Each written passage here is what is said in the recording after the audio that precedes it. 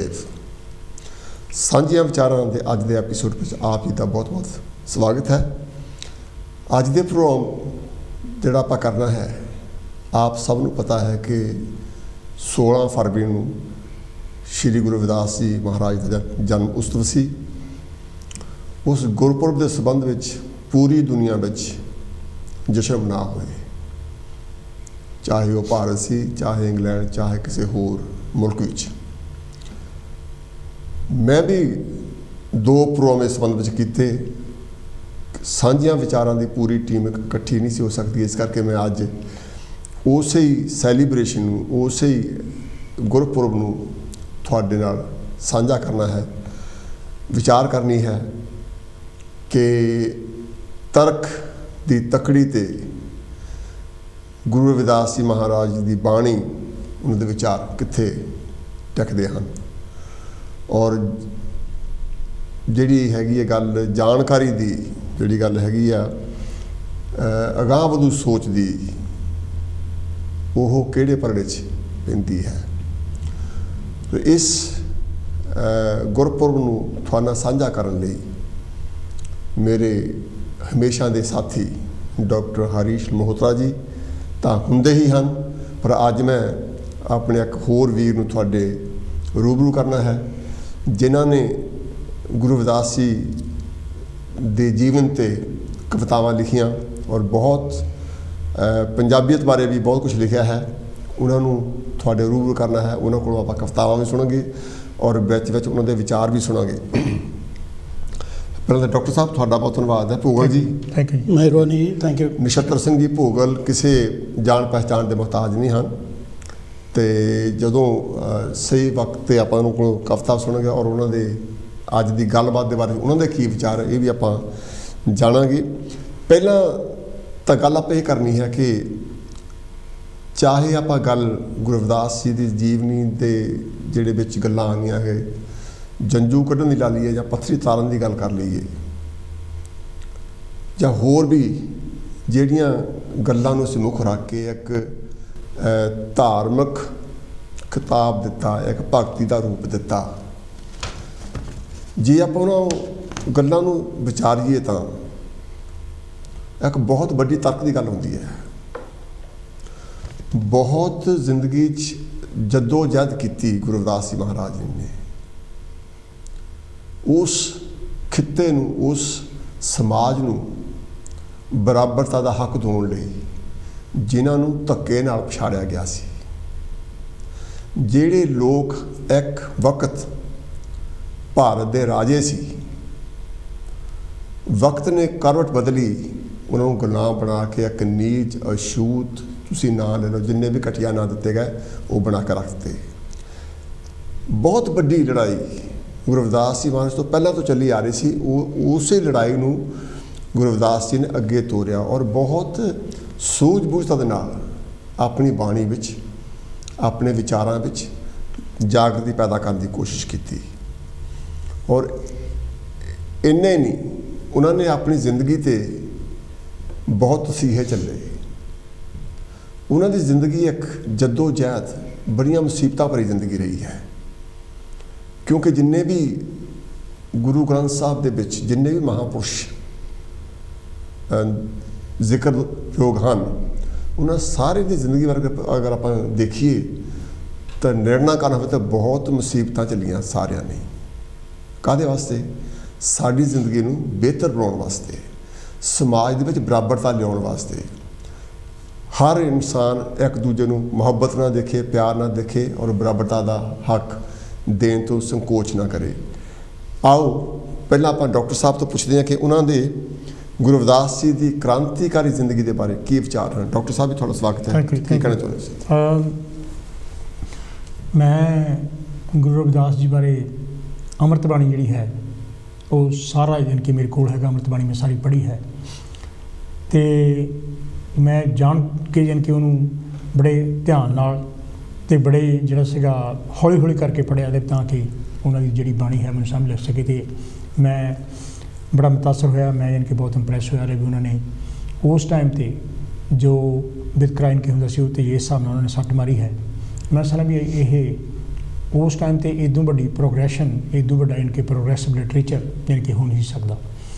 तो बहुत सारी जी बाणी हैगी आ उन्होंने उस अमृत बाणी विचों बहुत सारी जी बाणी हैगी आ वो गुरु ग्रंथ साहब विच भी अंकित हैगी आ, वो आपां सारिਆਂ ਨੂੰ पता हैगा। तो जी गल मैं समझ भी उस टाइम ते जो पुजारी वर्ग का खास करके जो ब्राह्मणवादी सोच सी वो खिलाफ झंडा चकना, एक गरीब आदमी का झंडा चकना, ये अपने आप में बहुत बड़ी मिसाल सी। हुण तो साडे कोल बहुत सारे लोग सारे नाल इकट्ठे होए है, बहुत सारिया असीं कंपेन्स करते हैं, साडे कोल मीडिया के बड़े साधन है। उस टाइम ते एक गरीब परिवार विचों उठ के इस वितकरे के खिलाफ मैं समझ जी लड़ाई लड़नी है वो बहुत बड़ा जड़ा रेवोल्यूशनरी कदम सीगा। तो मैनू इस जानी कि जोड़े साडे जिन्ने भी रेवोल्यूशनरी बंदे हुए है जिन्हां विच गुरु रविदास जी भी है, तो उन्होंने बड़ा माण हुंदा है भी साडियां ये नरोइयां कदरां कीमतां जिहड़ा साडा नरोया साहित्य सीगा जां साडा नरोया सभ्याचार हैगा उहदे सानूं माण करना चाहिए। दुख तकलीफां उन्होंने बहुत सारियां पईयां, आपां वो सारी डिटेल में नहीं जाना है। जिस तक गल जी साखियां दी गल्लां हैगियां उहदे बारे भी असीं कोई बहुती गल नहीं करनी कि किसी के मन में ठेस नहीं लाना चाहते, क्योंकि किसी भी महान पुरुष के जाने तो बाद गुरु साहबान बारे भी यानी कि बहुत सारिया साखियां बनाईयां, इदां गुरु रविदास जी बारे भी बहुत सारिया साखियां बनाईयां। तो कई बार असीं शरधावश हो के उस गल नूं तर्क की कसवटी ते नहीं देखते रहे, इज़ इट पॉसीबल और नॉट पॉसीबल।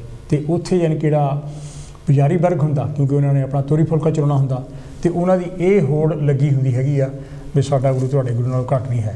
यानी कि करामातां यानी कि जोड़नियां यानी कि होर जिहड़ियां गल्लां हैगियां। मैं एक साइंस का स्टूडेंट हैगा, मैं तर्क ते गल करन वाला बंदा हैगा, तो वो मैनूं लगदा हैगा एक वखरा विशा किते फिर यानी कि जे कदी कोई इहो जी जिहड़ी आ क्रिटिकल एनालिसिस जिहनूं आलोचनात्मक विश्लेषण कहने पंजाबी जी कदी उदां दी गल हुई तो फिर यानी कि करांगे।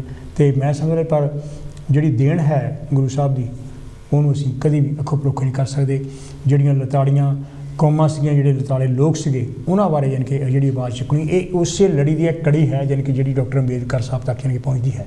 सो मैं समझ भी यानी कि जे असीं भी अज कांशी टेलीविजन ते गल करते हैं जां यानी कि जे मेरे विचार भी प्रोग्रेसिव है, तो मैं इन्हां सारे जिहड़े साडे प्रोग्रेसिव यानी कि बंदे हुए हैं जिन्हां विच गुरु रविदास जी भी है, इन्हां लोगों की देन करके जिहड़ी हैगी है इस तर्क ते मैं जान के अज गल कर रहा।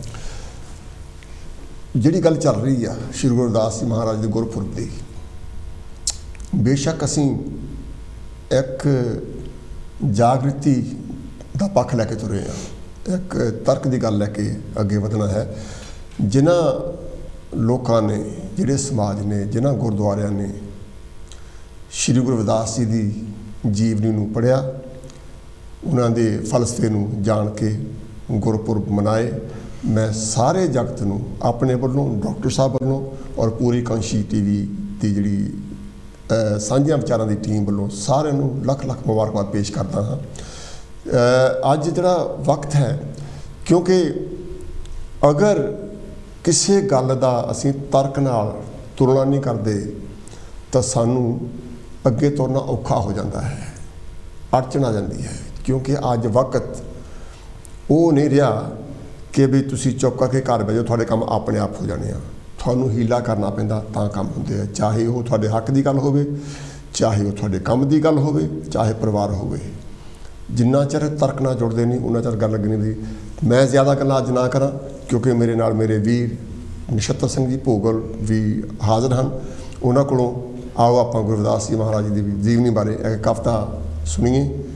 मैनू पूरी यकीन आ विश्वास है कि तुसीं उस कविता नूं पसंद करोगे और मान भी दोगे। हाँ जी भोगल साहब। वाहिगुरू जी का खालसा वाहिगुरू जी की फतेह। जय रविदास जय गुरुदेव। सब तो पहला कांशी टीवी के दर्शकों को मैं महाराज के गुरपुरब की लख लख वधाई पेश करदा। एक बार फिर महेश साहब का बड़ा धन्यवादी हाँ जिन्होंने थोड़े सन्मुख होने का मौका दिता।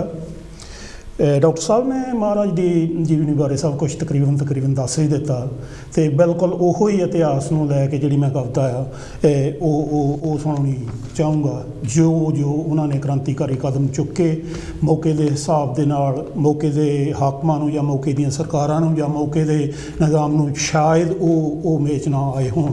बिल्कुल भगत रविदास गुरु भई भगत औलिया संत या पीर आखां रब्बी रूह आखां धन रविदास गुरु। संतोख दास दे घर एक पुत जाया ਕਲਸਾਂ ਦੇਵੀ ਦੀ ਅੱਖ ਦਾ ਬਣੇ ਤਾਰਾ, ਮੰਨੂ ਬਾਦ ਨਾ ਸਿੱਧਾ ਲਾਊ ਮੱਥਾ, ਭਲੇ ਬੁਰੇ ਦਾ ਕਰੂ ਹਿਸਾਬ ਸਾਰਾ। ਮਸੀਹਾ ਬਣੂ ਗਰੀਬਾਂ ਤੇ ਗੁਰਬਿਆਂ ਦਾ, ਕ੍ਰਾਂਤੀ ਨਵੀਂ ਲਿਆਊ ਰਵਿਦਾਸ ਗੁਰੂ। ਭਗਤ ਔਲੀਆ ਪੈਗੰਬਰ ਪੀਰ ਆਖਾਂ, ਰੱਬੀ ਰੂਹ ਆਖਾਂ ਧੰਨ ਰਵਿਦਾਸ ਗੁਰੂ, ਧੰਨ ਰਵਿਦਾਸ ਗੁਰੂ। ਅਰਜ਼ ਕੀਤਾ ਭਈ ਕਾਂਛੀ ਸ਼ਹਿਰ ਸੀ ਗੜ ਬ੍ਰਾਹਮਣਾਂ ਦਾ, ਜਾਤ ਪਾਤ ਦਾ ਉਗਿਆ ਰੁੱਖ ਕਹਿਰੀ। ਮੰਨੂ ਪ੍ਰਸਤੀ ਦਾ ਸ਼ੂਕ ਦਾ ਸੱਪ ਉੱਥੇ, ਵਿਚਾਰੇ ਸ਼ੂਦਰਾਂ ਤੇ ਚੱਲਣਾ ਡੰਗ ਜ਼ਹਿਰੀ।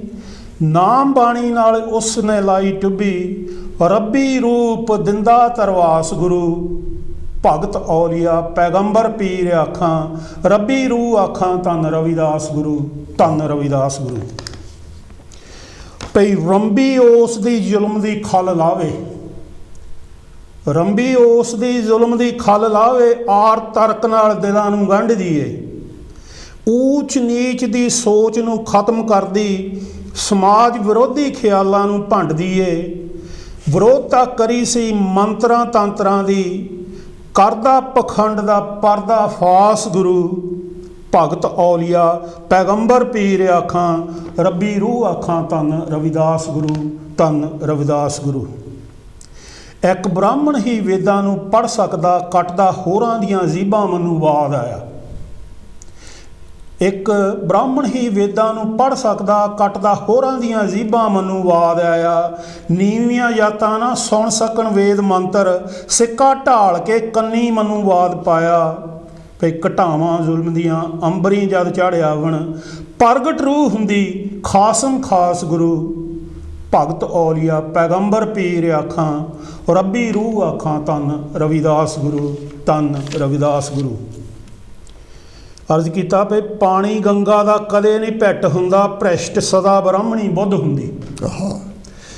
ਪਾਣੀ ਗੰਗਾ ਦਾ ਕਦੇ ਨਹੀਂ ਭਿੱਟ ਹੁੰਦਾ, ਭ੍ਰਿਸ਼ਟ ਸਦਾ ਬ੍ਰਾਹਮਣੀ ਬੁੱਧ ਹੁੰਦੀ। ਨੀਵੀਂ ਜਾਤ ਦੇ ਮਾਰੇ ਕੋਈ ਲੱਖ ਮਿਹਣੇ, ਸੋਚ ਗੁਰੂ ਰਵਿਦਾਸ ਦੀ ਸ਼ੁੱਧ ਹੁੰਦੀ। ਇਸ ਵਿਸ਼ਵਾਸ ਨੂੰ ਕਦੇ ਨਾ ਖੁਰਨ ਦੇਵੀਂ, ਸਦਾ ਵਸਦਾ ਏ ਸਾਸ ਸੁਬਾਸ ਗੁਰੂ। ਭਗਤ ਔਲੀਆ ਪੈਗੰਬਰ ਪੀਰ ਆਖਾਂ, ਰੱਬੀ ਰੂਹ ਆਖਾਂ ਧੰਨ ਰਵਿਦਾਸ ਗੁਰੂ, ਧੰਨ ਰਵਿਦਾਸ ਗੁਰੂ। ਮੈਂ ਸਭ ਅੱਗੇ ਅਰਜ਼ ਕੀਤਾ ਭਈ ਢੋਰ ਢੋਮ ਦਾ ਚੰਮ ਦਾ ਕੰਮ ਕਰਦਾ, ਕਿਰਤ ਕਰਦਾ ਹੈ ਗੰਢ ਦਾ ਜੁੱਤ ਜੋੜੇ। ਢੋਰ ਢੋਮ ਦਾ ਚੰਮ ਦਾ ਕੰਮ ਕਰਦਾ, ਕਿਰਤ ਕਰਦਾ ਹੈ ਗੰਢ ਦਾ ਜੁੱਤ ਜੋੜੇ। ਛੂਤ ਛਾਤ ਦੇ ਭਾਂਡੇ ਨੂੰ ਮਾਰ ਠੋਕਰ, ਉਹ ਜਾਤ ਪਾਤ ਦੇ ਫੰਦੇ ਦੇ ਤੰਦ ਤੋੜੇ। ਇਸ ਗੱਲ ਤੇ ਸ਼ੱਕ ਨਹੀਂ ਰਹਿ ਜਾਂਦਾ, ਖਜ਼ਾਨਾ ਸ਼ਾਂਤੀ ਦਾ ਸੀ ਰਵਿਦਾਸ ਗੁਰੂ। ਭਗਤ ਔਲੀਆ ਪੈਗੰਬਰ ਪੀਰ ਆਖਾਂ, ਰੱਬੀ ਰੂਹ ਆਖਾਂ ਧੰਨ ਰਵਿਦਾਸ ਗੁਰੂ, ਧੰਨ ਰਵਿਦਾਸ ਗੁਰੂ।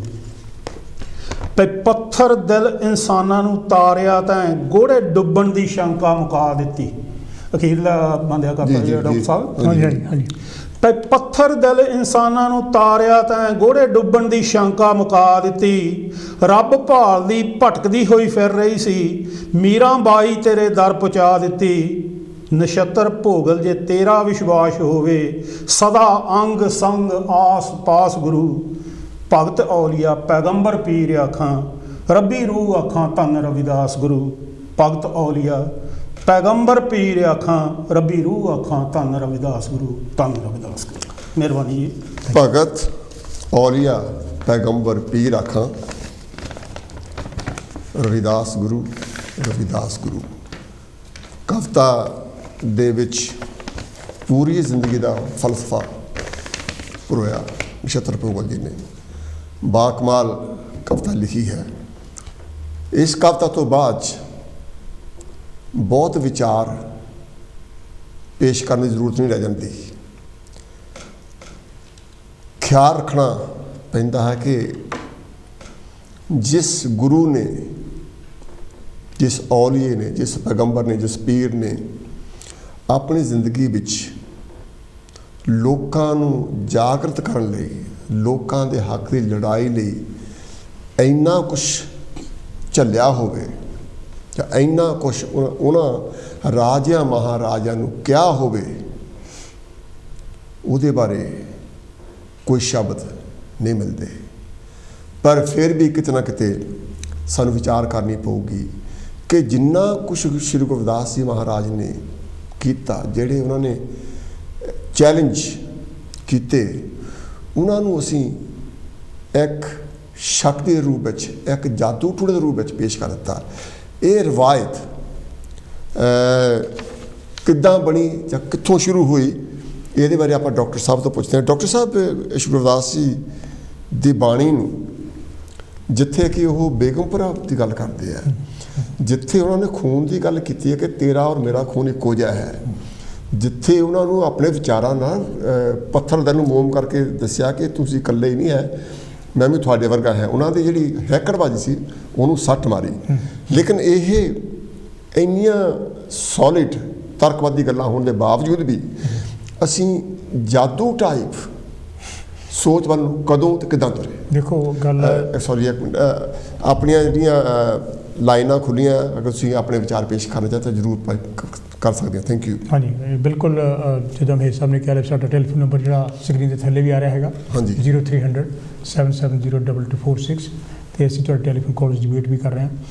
ਜਿਹੜੀ ਗੱਲ ਮੇਰ ਸਾਹਿਬ ਤੁਸੀਂ ਕੀਤੀ ਹੈਗੀ ਆ, ਇਹ ਜਿਹੜਾ ਪੁਜਾਰੀ ਵਰਗ ਹੈ ਜੀ, ਉਹਦਾ ਇੰਨਾ ਵੱਡੀ ਜਕੜ ਹੈ, ਖਾਸ ਕਰਕੇ ਆਪਣੇ ਭਾਰਤੀ ਸਮਾਜ 'ਤੇ, ਅਤੇ ਉਹਦਾ ਅਸਰ ਯਾਨੀ ਕਿ ਬਾਕੀ ਯਾਨੀ ਕਿ ਜਿਹੜੀਆਂ ਮਿਨੋਰਟੀ ਕਮਿਊਨਿਟੀਜ਼ ਹੈਗੀਆਂ, ਯਾਨੀ ਕਿ ਜਾਂ ਅਪਰੈਸਡ ਕਮਿਊਨਿਟੀਜ਼ ਹੈਗੀਆਂ, ਉਹਨਾਂ 'ਤੇ ਵੀ ਅਸਰ ਪੈਂਦਾ ਹੈ। ਬਿਲਕੁਲ। ਅਤੇ ਉਹਨਾਂ ਨੂੰ ਲੱਗਦਾ ਲੈ ਵੀ ਯਾਨੀ ਕਿ ਇਹ ਰੱਜੇ ਪੁੱਜੇ ਲੋਕ ਯਾਨੀ ਜਿਹੜੇ ਹੈਗੇ ਆ, ਜਿਸ ਤਰ੍ਹਾਂ ਮਰਜ਼ੀ ਠੱਗ ਠੱਗਾ ਕਰਕੇ ਰੱਜੇ ਪੁੱਜੇ ਹੈਗੇ ਆ, ਵੀ ਜੇ ਇਹ ਕੰਮ ਕਰਦੇ ਤਾਂ ਇਹਦੇ ਵਿੱਚ ਕੋਈ ਨਾ ਕੋਈ ਗੱਲ ਠੀਕ ਹੀ ਹੋਣੀ, ਅਤੇ ਇਸੇ ਕਰਕੇ ਉਹਨੂੰ ਫੋਲੋ ਕਰ ਲੈਂਦੇ ਹੈਗੇ। ਜਿੱਦਾਂ ਆਪਾਂ ਤੁਸੀਂ ਦੇਖਿਆ ਹੋਣਾ, ਵਿਆਹ ਸ਼ਾਦੀਆਂ ਅਸੀਂ ਦੇਖਦੇ ਹਾਂ ਵੀ, ਜਾਂ ਜਦੋਂ ਫਿਲਮਾਂ ਵਿੱਚ ਵੀ ਦੇਖਦੇ ਹਾਂ ਫਲਾਣੇ ਨੇ ਇੰਨਾ ਪੈਸਾ ਖਰਚਿਆ ਹੈਗਾ, ਅਸੀਂ ਵੀ ਯਾਨੀ ਗੱਡੀਆਂ ਚੱਕ ਕੇ ਫਹਾ ਲੈਂਦੇ ਫਿਰ, ਜੇ ਅਸੀਂ ਉੱਦਾਂ ਹੀ ਕਰਨਾ ਹੈਗਾ। ਬਿਲਕੁਲ। ਅਸੀਂ just try to follow it, ਵੀ ਅਸੀਂ ਕਿਸੇ ਨਾਲੋਂ ਘੱਟ ਨਹੀਂ ਹੈਗੇ। ਸੋ ਇਸ ਕਰਕੇ ਜਿਹੜੀ ਮੂਰਖਤਾ ਦੀ ਵੀ ਗੱਲ ਹੁੰਦੀ ਹੈਗੀ ਆ, ਉਹਨੂੰ ਵੀ ਬਿਨਾਂ ਯਾਨੀ ਕਿ ਪੁਣ-ਛਾਣ ਕੀਤੇ ਅਸੀਂ ਇਸ ਚੱਕਰ 'ਚ ਪੈ ਜਾਂਦੇ ਹਾਂ ਵੀ ਇਹ ਧਾਗਾ ਤਵੀਤ ਕੋ ਕਰਾ ਲਈਏ, ਯਾਨੀ ਕਿ ਜਾਂ ਜੀ ਜਿਹੜਾ ਹੈਗਾ ਅਸੀਂ ਕਿਸੇ ਤੋਂ ਟੂਣਾ ਟਾਮਣਾ ਕਰਾ ਲਈਏ, ਜਾਂ ਕੋਈ ਨਗ ਯਾਨੀ ਕਿ ਲੈ ਲਈਏ, ਜਾਂ ਕਿਸੇ ਪੰਡਤ ਤੋਂ ਪੁੱਛਾਂ ਪਛਾਂ ਪਾ ਲਈਏ, ਵੀ ਉਹ ਗੱਲ ਠੀਕ ਹੀ ਹੋਣੀ ਆ। ਇੱਕ ਪਾਸੇ ਤਾਂ ਗੁਰੂ ਰਵਿਦਾਸ ਨੂੰ ਅਸੀਂ ਮੰਨਦੇ ਹੈਗੇ ਹਾਂ, ਜਿਹੜੀ ਕਿ ਗੱਲ ਤਰਕ 'ਤੇ ਕਰਦੇ ਹੈਗੇ ਆ। ਦੂਸਰੇ ਪਾਸੇ ਅਸੀਂ ਟਾਣੇ ਟੂਮਣੇ ਯਾਨੀ ਕਿ ਜਿਹੜੇ ਹੈਗੇ ਇਹਨਾਂ 'ਤੇ ਚੱਲਦੇ ਹਾਂ, ਯਾਨੀ ਕਿ ਜਿਹੜੀ ਕਿ ਲੁੱਟ ਬ੍ਰਾਹਮਣਵਾਦੀ ਸੋਚ ਜਿਹੜੀ ਹੈ, ਜਿਹੜੀ ਕਿ ਸਾਰੇ ਆਪਣੇ ਸਮਾਜ ਨੂੰ, ਭਾਰਤੀ ਸਮਾਜ ਨੂੰ ਯਾਨੀ ਖੋਖਲਾ ਕਰਕੇ ਰੱਖਤਾ, ਨਹੀਂ ਤਾਂ ਅਸੀਂ ਕਿਤੇ ਪਾਸੇ ਪਹੁੰਚਦੇ। ਸੋ ਮੈਂ ਸਮਝਦਾ ਵੀ ਉਹ ਉਸ ਚੀਜ਼ ਦੀ ਇਮੀਟੇਸ਼ਨ ਹੈਗੀ ਆ, ਉਸ ਚੀਜ਼ ਨੂੰ ਯਾਨੀ ਕਿ ਫੋਲੋ ਕਰਨ ਦਾ ਬੜਾ ਈਜ਼ੀ ਤਰੀਕਾ ਉਹਨਾਂ ਨੂੰ ਲੱਗਦਾ ਹੈ, ਅਤੇ ਇਹ ਯਾਨੀ ਕਿ ਬੜੀਆਂ ਕੰਟਰੋਡਿਕਟਰੀ ਹੈਗੀਆਂ। ਮੈਂ ਸਮਝਦਾ ਵੀ ਇਹ ਸਾਨੂੰ ਯਾਨੀ ਕਿ ਨਿਰਣਾ ਕਰਨਾ ਪਊਗਾ, ਜੇ ਅਸੀਂ ਵਾਕਿਆ ਗੁਰੂ ਰਵਿਦਾਸ ਦੇ ਅਸੀਂ ਪੈਰੋਕਾਰ ਹੈਗੇ ਹਾਂ, ਅਸੀਂ ਉਹਨਾਂ ਦੀ ਬਾਣੀ ਨੂੰ ਮੰਨਦੇ ਹਾਂ, ਅਤੇ ਫਿਰ ਅਸੀਂ ਦੂਜੇ ਯਾਨੀ ਕਿ ਪਖੰਡਾਂ ਵਿੱਚ ਨਾ ਪਈਏ, ਨਹੀਂ ਤਾਂ ਅਸੀਂ ਆਪਣਾ ਸ਼ੋਸ਼ਣ ਅਤੇ ਆਪਣੀ ਲੁੱਟ ਯਾਨੀ ਕਿ ਕਰਾਉਂਦੇ ਰਹਾਂਗੇ। ਬਿਲਕੁਲ। ਹਾਂਜੀ, ਇਹ ਨਛੱਤਰ ਸਿੰਘ ਭੋਗਲ ਜੀ, ਜਿਹੜੇ ਵਿਚਾਰ ਆਪਾਂ ਕਰ ਰਹੇ ਹਾਂ, ਹਾਂਜੀ, ਤੁਹਾਡੀ ਕਵਿਤਾ ਕਾਫੀ ਤਰਕਵਾਦੀ ਸੀ। ਤੁਸੀਂ ਕਿੱਦਾਂ ਸੋਚਦੇ, ਇਹ ਕਿੱਦਾਂ ਰਿਵਾਜ ਬਣਿਆ ਕਿ ਉਹ ਜਿਹੜੀਆਂ ਕਰਾਮਾਤਾਂ ਦੇ ਤੌਰ 'ਤੇ ਆਪਾਂ ਲਈਏ? ਚਾਹੀਦਾ ਤਾਂ ਇਹ ਸੀਗਾ ਲੋਕਾਂ ਵਿੱਚ ਜਾਗਰਤੀ ਆਉਂਦੀ, ਇੱਕ ਆਰਗੂਮੈਂਟ ਦੀ ਗੱਲ ਚੱਲਦੀ, ਤਾਂ ਕਿ ਕਿਸੇ ਨਿਰਣੇ 'ਤੇ ਪਹੁੰਚਿਆ ਜਾ ਸਕਦਾ। ਇਹ ਜਿਹੜੀ ਭਗਤੀ ਜਾਂ ਜਿਹੜੀ ਫਾਈਟ ਸੀ ਸਾਰੀ, ਉਹ ਜਾਦੂ ਟੂਣੇ ਟਾਈਪ ਕਿੱਦਾਂ ਹੋ ਗਈ? ਇਹ ਜਿੱਦਾਂ ਡਾਕਟਰ ਸਾਹਿਬ ਨੇ ਮੈਂਸ਼ਨ ਕੀਤਾ ਵੀ ਅਸੀਂ ਲਕੀਰ ਦੇ ਫਕੀਰ ਹੋਏ ਹਾਂ ਜੀ, ਅਸੀਂ ਆਪ ਘੱਟ ਸੋਚਦੇ ਹਾਂ, ਆਪਣੇ ਦਿਮਾਗ ਦੀ ਸੋਚ ਤੋਂ ਘੱਟ ਕੰਮ ਲੈਂਦੇ ਹਾਂ। ਜੇ ਡਾਕਟਰ ਸਾਹਿਬ ਦਾ ਕਿਸੇ ਤਰ੍ਹਾਂ ਸੂਤਾ ਆਇਆ ਤਾਂ ਮੈਂ ਕਹਿੰਦਾ ਵੀ ਮੈਂ ਡਾਕਟਰ ਸਾਹਿਬ ਤੋਂ 2 ਕਦਮ ਮੋਹਰੇ ਹੋਵਾਂ, ਇਹਦੇ ਨਾਲੋਂ ਉੱਪਰ ਹੋਣ ਦੀ ਕੋਸ਼ਿਸ਼ ਕਰਾਂ। ਉਹਦੇ ਲਈ ਮੈਨੂੰ ਚਾਹੇ ਕੋਈ ਵੀ ਤਰੀਕਾ ਅਪਣਾਉਣਾ ਪੈ ਜਾਏ ਜੀ, ਚਾਹੇ ਉਹ ਤਰੀਕਾ ਗਲਤ ਹੋਵੇ, ਚਾਹੇ ਉਹ ਸਹੀ ਹੋਵੇ, ਚਾਹੇ ਕਿਸੇ ਸੋਚ ਦੇ ਨਾਲ ਉਹਦਾ ਕੋਈ ਮੁਕਾਬਲਾ ਹੋਵੇ, ਚਾਹੇ ਉਹ ਕੋਈ ਸੋਚ ਰੱਖਦੀ ਹੋਵੇ, ਚਾਹੇ ਨਾ ਰੱਖਦੀ ਹੋਵੇ। ਇਹ ਮੰਤਰ ਤੰਤਰ ਬਿਲਕੁਲ ਕਿਸੇ ਸਿਆਣੇ ਬੰਦੇ ਦੀ ਕਾਢ ਹੋਣੀ ਆ ਉਸ ਵੇਲੇ, ਅਤੇ ਉਹਦੇ ਨਾਲ ਜਿਹੜੇ ਮਾਤਰ ਬੰਦੇ ਸੀਗੇ ਉਹ ਜੇ ਮੈਂ ਨਹੀਂ ਮਗਰ ਲੱਗਾ ਤਾਂ ਡਾਕਟਰ ਸਾਹਿਬ ਹੋਣੀ ਲੱਗ ਗਏ, ਜੇ ਡਾਕਟਰ ਸਾਹਿਬ ਵੀ ਨਹੀਂ ਹੋਣੀ ਲੱਗੇ, ਅਸੀਂ ਦੋਵੇਂ ਵੱਜ ਗਏ ਤਾਂ ਤੁਸੀਂ ਜ਼ਰੂਰ ਲੱਗ ਪੈਣਾ ਜਿੱਦਾਂ ਇਹਦੇ ਨਾਲ। ਜੀ ਡਾਕਟਰ ਭੁੱਗਾ ਸਾਹਿਬ, ਬਹੁਤ ਬਹੁਤ ਧੰਨਵਾਦ। ਕਾਲ ਲੈਂਦੇ ਆਪਾਂ। ਹੈਲੋ ਜੀ, ਸਵਾਗਤ ਹੈ। ਕੌਣ ਤੇ ਕਿੱਥੋਂ ਬੋਲਦੇ ਸੀ? ਹੈਲੋ, ਨਮਸਕਾਰ ਮਹੇਸ਼ ਸਾਹਿਬ ਐਂਡ ਡਾਕਟਰ ਸਾਹਿਬ ਐਂਡ ਮਾਨਯੋਗ ਭੋਗਲ ਸਾਹਿਬ। Thank you. ਹਾਂਜੀ ਸੁਮਨ ਜੀ। ਸੁਮਨ ਸਾਹਿਬ ਜੀ, ਸਵਾਗਤ ਹੈ ਤੁਹਾਡਾ। ਕੀ ਕਹਿਣਾ ਚਾਹੁੰਦੇ? ਮੈਨੂੰ ਮਾੜਾ ਜਿਹਾ ਤੁਸੀਂ, ਮੈਂ ਸੁਣਿਆ ਤਾਂ ਹੈ ਕਿ ਮਤਲਬ ਪਹਿਲਾਂ ਥੋੜ੍ਹੀ ਜਿਹਾ ਗਾਈਡ ਕਰ ਦਿਓ ਕਿ ਕਿਸ ਟਾਈਪ ਦਾ ਤੁਸੀਂ ਗਾਈਡ। ਅਸੀਂ ਜੀ ਸਾਂਝੀਆਂ ਵਿਚਾਰਾਂ ਵਿੱਚ ਸ਼੍ਰੀ ਗੁਰੂ ਰਵਿਦਾਸ ਜੀ ਮਹਾਰਾਜ ਦਾ ਜਨਮ ਦਿਨ ਮਨਾ ਰਹੇ ਹਾਂ, ਪਰ ਅਸੀਂ ਇਹ ਵਿਚਾਰ ਇੱਧਰ ਨੂੰ ਕਰਦੇ ਹਾਂ ਕਿ ਇੰਨੀ ਤਰਕਵਾਦੀ ਸੋਚ ਦੇ ਮਾਲਕ ਸ਼੍ਰੀ ਗੁਰੂ ਰਵਿਦਾਸ ਮਹਾਰਾਜ ਜੀ ਸੀਗੇ, ਪਰ ਅਸੀਂ ਉਹ ਤਰਕਵਾਦੀ ਸੋਚ ਵੱਲ ਨੂੰ ਘੱਟ ਵਧੇ ਹਾਂ। ਹੈਲੋ। ਹਾਂਜੀ ਹਾਂਜੀ। ਪਹਿਲਾਂ ਤਾਂ ਭੋਗਲ ਸਾਹਿਬ ਦੀ ਕਵਿਤਾ ਬੜੀ ਅੱਛੀ ਸੀਗੀ, ਹਮੇਸ਼ਾ ਹੀ ਮੈਂ ਬੜਾ ਤਾਂ ਨਹੀਂ ਸੁਣਿਆ ਪਰ ਇਹਨਾਂ ਨੂੰ ਪੜ੍ਹਿਆ ਜ਼ਰੂਰ ਹੈਗਾ। ਕਾਫੀ ਇਹਨਾਂ ਦੀ ਮਤਲਬ ਤਰਕਵਾਦੀ ਪੋਇਟਰੀ ਹੁੰਦੀ ਹੈ, ਬੜੀ ਰੈਵੋਲੂਸ਼ਨਰੀ ਟਾਈਪ ਦੀ ਪੋਇਟਰੀ ਹੈ, ਕਹਿੰਦੇ ਨੇ ਬੜੇ ਅੱਛੇ ਵਿਚਾਰ ਨੇ। ਇਟਸ ਨਾਈਸ ਟੂ ਉਹਨਾਂ ਨੂੰ ਬਸ ਦੇਖ ਕੇ ਬੜੀ ਖੁਸ਼ੀ ਹੋਈ ਆ। ਦੇਖੋ ਵਕਤ ਤੋਂ ਵਕਤ ਨਾ ਦੁਨੀਆ ਦੇ ਵਿੱਚ ਮਹਾਪੁਰਸ਼, ਦੇਵਤੇ, ਪੋਲੀਟੀਸ਼ੀਅਨ ਇਹ ਆਉਂਦੇ ਰਹੇ ਨੇ ਔਰ ਆਉਂਦੇ ਰਹਿਣੇ ਹੈਗੇ ਆ। ਜਿਸ ਵੇਲੇ ਗੁਰੂ ਰਵਿਦਾਸ ਜੀ ਆਏ ਨੇ ਉਸ ਵਕਤ ਵੀ ਬਹੁਤ ਭੈੜੀ ਹਾਲਤ ਸੀ ਸਮਾਜ ਦੀ। ਉਹਨਾਂ ਨੇ ਉਸ ਬ੍ਰਾਹਮਣਵਾਦ ਦੇ ਖਿਲਾਫ, ਜੋ ਬ੍ਰਾਹਮਣਵਾਦ ਮੇਰਾ ਜਾਤੀਵਾਦ ਤੋਂ ਨਹੀਂ ਹੈਗਾ, ਜੋ ਉਸ ਵੇਲੇ ਸਮਾਜ ਦੇ ਨਾਲ ਵਿਤਕਰਾ ਹੋ ਰਿਹਾ ਸੀਗਾ, ਸਮਾਜ ਨੂੰ ਬੁਰੀ ਤਰ੍ਹਾਂ ਵੰਡਿਆ ਗਿਆ ਸੀਗਾ, ਉਹਨਾਂ ਦੇ ਖਿਲਾਫ ਉਹਨਾਂ ਨੇ ਆਵਾਜ਼ ਉਠਾਈ। ਜੋ ਵੀ ਉਹ ਉਸ ਟਾਈਮ ਤੇ ਕਰ ਸਕੇ ਉਹਨਾਂ ਨੇ ਚੈਲੰਜ ਕੀਤਾ ਔਰ ਉਹਨਾਂ ਨੇ ਇੱਕ ਰੈਵੋਲੂਸ਼ਨਰੀ ਸਾਨੂੰ ਬਗਾਵਤ ਉਹਨਾਂ ਨੇ ਕੀਤੀ ਕਿ ਬਈ ਜੇ ਤੁਸੀਂ ਬ੍ਰਾਹਮਣ ਮਤਲਬ ਜਨੇਊ ਪਾ ਸਕਦਾ ਤੇ ਮੈਂ ਵੀ ਪਾ ਸਕਦਾ। ਇਹਨੂੰ ਕੋਈ ਉੱਪਰੋਂ ਤਾਂ ਨਹੀਂ ਹੱਕ ਆਇਆ ਵੀ ਇਹ ਕੋਈ ਵੱਖਰਾ ਇਨਸਾਨ ਹੈ। ਉਹਨਾਂ ਨੇ ਜਨੇਊ ਪਾਇਆ, ਉਹਦੀ ਉਹਨਾਂ ਨੇ ਉਸ ਵਕਤ ਤੇ ਕਾਫੀ ਮੁਖਾਲਫਤ ਕੀਤੀ, ਪਰ ਉਹਨਾਂ ਨੇ ਉਸ ਮੁਖਾਲਫਤ ਦੀ ਕੋਈ ਪਰਵਾਹ ਨਹੀਂ ਕੀਤੀ। ਆਪਣੇ ਮਿਸ਼ਨ ਤੇ, ਆਪਣੇ ਸੱਚੇ ਸਿਧਾਂਤ ਤੇ ਉਹ ਜੁੜੇ ਰਹੇ। ਉਹਦਾ ਅਸਰ ਵੀ ਇਹ ਹੋਇਆ ਕਿ ਮਤਲਬ ਉਹਨਾਂ ਦੀ ਜਿਹੜੀ ਸੋਚ ਸੀ ਰੈਵੋਲੂਸ਼ਨਰੀ, ਉਸ ਟਾਈਮ ਤੇ ਵੀ ਚੰਗੇ ਲੋਕ ਸੀਗੇ, ਜਿਹਨੂੰ ਇਹ ਨਹੀਂ ਕਿ ਮਤਲਬ ਸਾਰੇ ਮਨੂਵਾਦੀ ਸੀਗੇ। ਉਹਨਾਂ ਨੇ ਉਹਨਾਂ ਨੂੰ ਫੋਲੋ ਵੀ ਕੀਤਾ। ਮਹਾਰਾਣੀ ਮੀਰਾਬਾਈ ਨੇ ਉਹਨਾਂ ਨੂੰ ਫੋਲੋ ਕੀਤਾ। ਸੋ ਉਹਨਾਂ ਦਾ ਸਿਧਾਂਤ ਜਿਹੜਾ ਸੀਗਾ ਕਿ ਇੱਕ ਗਰੀਬ ਇਨਸਾਨ ਨੂੰ, ਬੇਇਨਸਾਫੀ ਨੂੰ ਇਸ ਸਮਾਜ ਦੇ ਵਿੱਚੋਂ ਕੱਢਣਾ ਹੈਗਾ। ਉਹਨਾਂ ਨੇ ਬਗਾਵਤ ਕੀਤੀ। ਦੇਖੋ ਉਹਨਾਂ ਨੇ ਜਨੇਊ ਪਾਉਣ ਦੀ ਬਗਾਵਤ ਕੀਤੀ। ਬਾਬਾ ਨਾਨਕ ਨੇ ਬਗਾਵਤ ਕੀਤੀ ਕਿ ਮੈਂ ਜਨੇਊ ਨਹੀਂ ਪਾਉਣਾ, ਕਿਉਂਕਿ ਉਹਨਾਂ ਨੂੰ ਹੱਕ ਸੀ ਪਾਉਣ ਦਾ, ਕਿਉਂਕਿ ਉਹ ਕਸ਼ਤਰੀ ਪਰਿਵਾਰ 'ਚ ਪੈਦਾ ਹੋਏ ਸੀਗੇ। ਲੇਕਿਨ ਉਹਨਾਂ ਨੇ ਆਪਣੇ ਜਿਸ ਵੇਲੇ ਜਨੇਊ ਦੀ ਰਸਮ ਸ਼ੁਰੂ ਹੋਈ ਤਾਂ ਕਹਿੰਦਾ ਮੈਂ ਨਹੀਂ ਪਾਉਣਾ ਜਨੇਊ। ਉਹ ਕਹਿੰਦਾ ਵੀ ਤੂੰ ਹਾਂ ਮੈਂ ਨਾ ਨਹੀਂ ਕਰਦਾ, ਪਰ ਤੁਸੀਂ ਮੈਨੂੰ ਉਹ ਜਨੇਊ ਲਿਆ ਕੇ ਦਿਓ ਜਿਹੜਾ ਸੱਚ ਦਾ ਹੋਵੇ, ਪਿਆਰ ਦਾ ਹੋਵੇ, ਮੁਹੱਬਤ ਦਾ ਹੋਵੇ, ਭਾਈਚਾਰੇ ਦਾ ਹੋਵੇ। ਉਹ ਮੈਂ ਜਨੇਊ ਪਾਉਣ ਲਈ ਆ, ਪਰ ਆਹ ਧਾਗਾ ਜਿਹੜਾ ਤੁਸੀਂ ਗੱਠਾਂ ਬੰਨੀ ਆ ਇਹ ਮੈਂ ਪਾਉਣ ਲਈ ਤਿਆਰ ਨਹੀਂਗਾ। ਇਹ ਬਾਬੇ ਨਾਨਕ ਦੀ ਉਸ ਟਾਈਮ ਤੇ ਬਗਾਵਤ ਸੀਗੀ। ਸੋ ਇਹੋ ਜਿਹਾ ਮਹਾਨ ਪੁਰਸ਼ ਆਏ ਨੇ ਜਿਨ੍ਹਾਂ ਨੇ ਟਾਈਮ ਟੂ ਟਾਈਮ ਸਮਾਜ ਦੇ ਨਾਲ ਬਗਾਵਤ ਕੀਤੀ, ਇਨਸਾਨ ਨੂੰ ਅੱਛੇ ਰਸਤੇ ਤੇ ਲਿਆਉਣ ਦੀ ਕੋਸ਼ਿਸ਼ ਕੀਤੀ, ਉਹਨਾਂ ਨੂੰ ਫੋਲੋ ਕੀਤਾ। ਪਰ ਗੱਲ ਅਸਲ 'ਚ ਪ੍ਰੋਬਲਮ ਇਹ ਆ ਕਿ ਸਾਡੇ ਸਮਾਜ ਨੂੰ ਜਿਹੜਾ ਪੰਡਤ ਸੀ ਉਹ ਲੋਕਾਂ ਨੂੰ ਜਿਹੜੀ ਸਿੱਖਿਆ ਦਿੰਦਾ ਸੀ, ਉਹ ਆਪਣੀ ਸੰਸਕ੍ਰਿਤ ਦੇ ਵਿੱਚ ਦਿੰਦਾ ਸੀਗਾ। ਉਹ ਹੀ ਕਹਿੰਦਾ ਸੀ ਗਿਆਨ ਜਾਣਦਾ, ਮੇਰੇ ਕੋਲ ਗਿਆਨ ਆ। ਬਾਕੀ ਲੋਕਾਂ ਨੂੰ ਉਹਨਾਂ ਨੇ ਗਿਆਨ ਆਉਣ ਨਹੀਂ ਦਿੱਤਾ। ਔਰ ਗਿਆਨ ਤੋਂ ਬਗੈਰ ਜਿਹੜਾ ਇਨਸਾਨ ਆ ਉਹ ਬਰੂਟ ਆ। ਇੱਕ ਐਜੂਕੇਸ਼ਨ ਆ, ਕਿ ਗਿਆਨ ਆ ਤੁਹਾਨੂੰ ਮਤਲਬ ਤਕੜਾ ਕਰਦੀ ਆ। ਪੈਸੇ ਨਾਲ ਤੁਸੀਂ ਤਕੜੇ ਨਹੀਂ ਹੁੰਦੇ। ਅਗਰ ਤੁਹਾਡੇ ਜਜ਼ਬਾਤ ਤਕੜੇ ਆ, ਤੁਹਾਡੇ 'ਚ ਐਜੂਕੇਸ਼ਨ ਤਾਲੀਮ ਆ, ਤੇ ਫਿਰ ਤੁਹਾਨੂੰ ਕਿਸੇ ਕਿਸਮ ਦਾ ਡਰ ਨਹੀਂ ਲੱਗਦਾ। ਸੋ ਗੁਰੂ ਰਵਿਦਾਸ ਜੀ ਨੂੰ ਗਿਆਨ ਸੀ, ਉਹਨਾਂ ਦੇ ਉਹ ਬਹੁਤ ਸੋਚ ਬਦੀ ਦੇ, ਨੈਚੁਰਲ ਕੋਈ ਸੋਚ ਬਦੀ ਦੇ ਸੀਗੇ। ਉਹਨਾਂ ਤੋਂ ਡਰ ਨਹੀਂ ਲੱਗਾ। ਵਕਤ ਤੋਂ ਵਕਤ ਇਹੋ ਜਿਹੀਆਂ ਬਗਾਵਤਾਂ ਹੁੰਦੀਆਂ ਆਈਆਂ, ਪਰ ਬਦਕਿਸਮਤੀ ਦੇ ਨਾਲ ਸਾਡੇ ਸਮਾਜ ਦੀ ਜਿਹੜੀ ਅਨਬਰਾਬਰਤਾ ਸੀਗੀ, ਜਿਹੜੀ ਬ੍ਰਾਹਮਣ ਸਮਾਜ ਨੇ ਸਾਡੇ ਖੂਨ ਵਿੱਚ ਪਾਤੀ, ਉਹ ਸਦੀਆਂ ਤੋਂ ਬਾਅਦ ਉਹ ਹਾਲੇ ਤੱਕ ਵੀ ਤੁਰੀ ਆਉਂਦੀ ਆ। ਹੁਣ ਤੁਸੀਂ ਕਿਹਾ ਵੀ ਜਿਹੜੇ ਸਾਡੇ ਲੋਕ ਹੈ ਵੀ ਬਾਬੇ ਨਾਨਕ ਨੂੰ ਵੀ ਮੰਨਦੇ ਆ, ਗੁਰੂ ਰਵਿਦਾਸ ਜੀ ਨੂੰ ਮੰਨਦੇ ਆ, ਪਰ ਇਹਨਾਂ ਲੋਕਾਂ ਦੀ ਮੈਂ ਇਹਨਾਂ ਦਾ ਇਤਰਾਜ਼ ਨਹੀਂ ਕਰਦਾ, ਪਰ ਇਹ ਸਾਰੀਆਂ ਗੱਲਾਂ ਜਿਹੜੀਆਂ ਹੈਗੀਆਂ ਅਨਪੜ੍ਹਤਾ ਦੀਆਂ, ਅਗਿਆਨਤਾ ਦੀਆਂ।